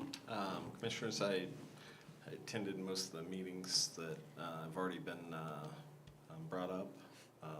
They were riveting and fun. Said no one ever?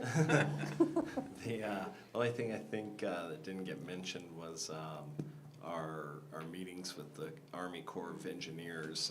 We were supposed to have our joint stakeholder meeting that was termed a charrette, which apparently is French for joint meeting. Oh.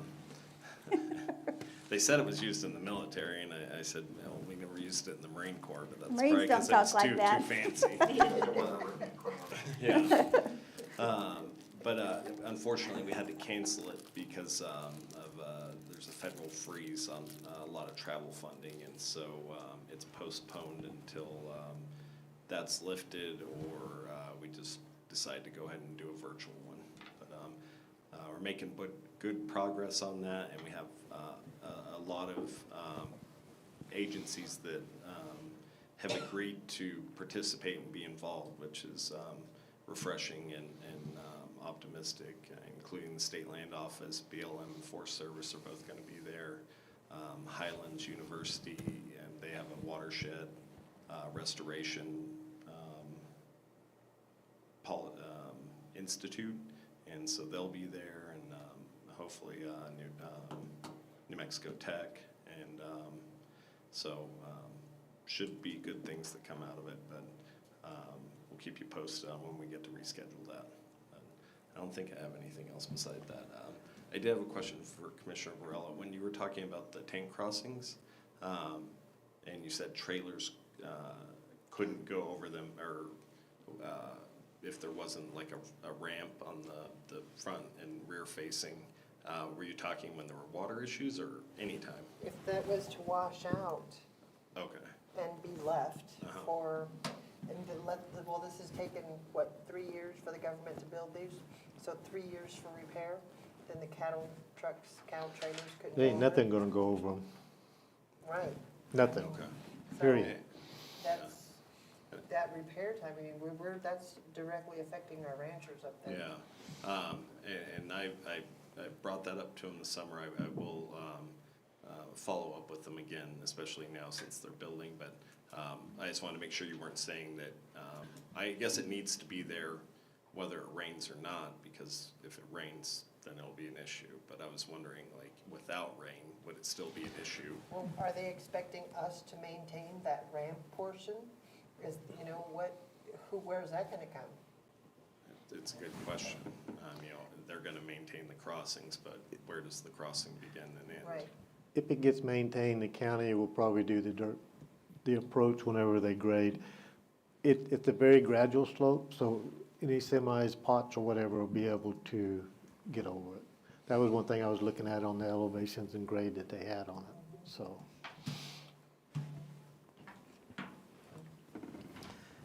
RB, I have one question for you, the MOU on the extension office, where we at on that? I've had numerous people calling me, wanting to know what is happening, and I've assured them that they are not going anywhere. They are not. It is not, it's not a pressing issue. It is to a bunch of people around town, I can tell you that. Well, I've been hearing about it for about a year, and I just happened to see extension folks in Santa Fe and ask them the question because I'd been hearing about it, and then that started this fire. But it's been the way it's been for 30 or 40 years, and it needs to get addressed, but it's not the priority when compared to some other stuff. It needs to be settled mainly in-house in their building. The two, from the Fair Association to the extension, who, where's mine, where's this, that needs to be addressed and settled. I hear this over here, and then I hear this over here, and it's kind of ridiculous, but anyway. I mean, we found out the information that building was for the extension office, so. Yeah, I need to dig through it all and then look at the agreements that they shared that other counties have, and yep, I'll get back to it. Okay, thank you. Okay, it's 12:21, so we want to, Go ahead and make the motion to go to executive session, and the clerk doesn't have to come back Oh, okay. until we're completely done. okay, I can do that. Okay, I make a motion to hold an executive session under NMSA 1978-10-15-1 to discuss pending and threatened litigation and contracts. I get a second? I'll second that. All in favor? Aye. Aye. Okay. We gotta do a roll call. Oh, we got to do roll call. Commissioner Markort? Here. Commissioner Matherly? Here. Commissioner Bella? Here?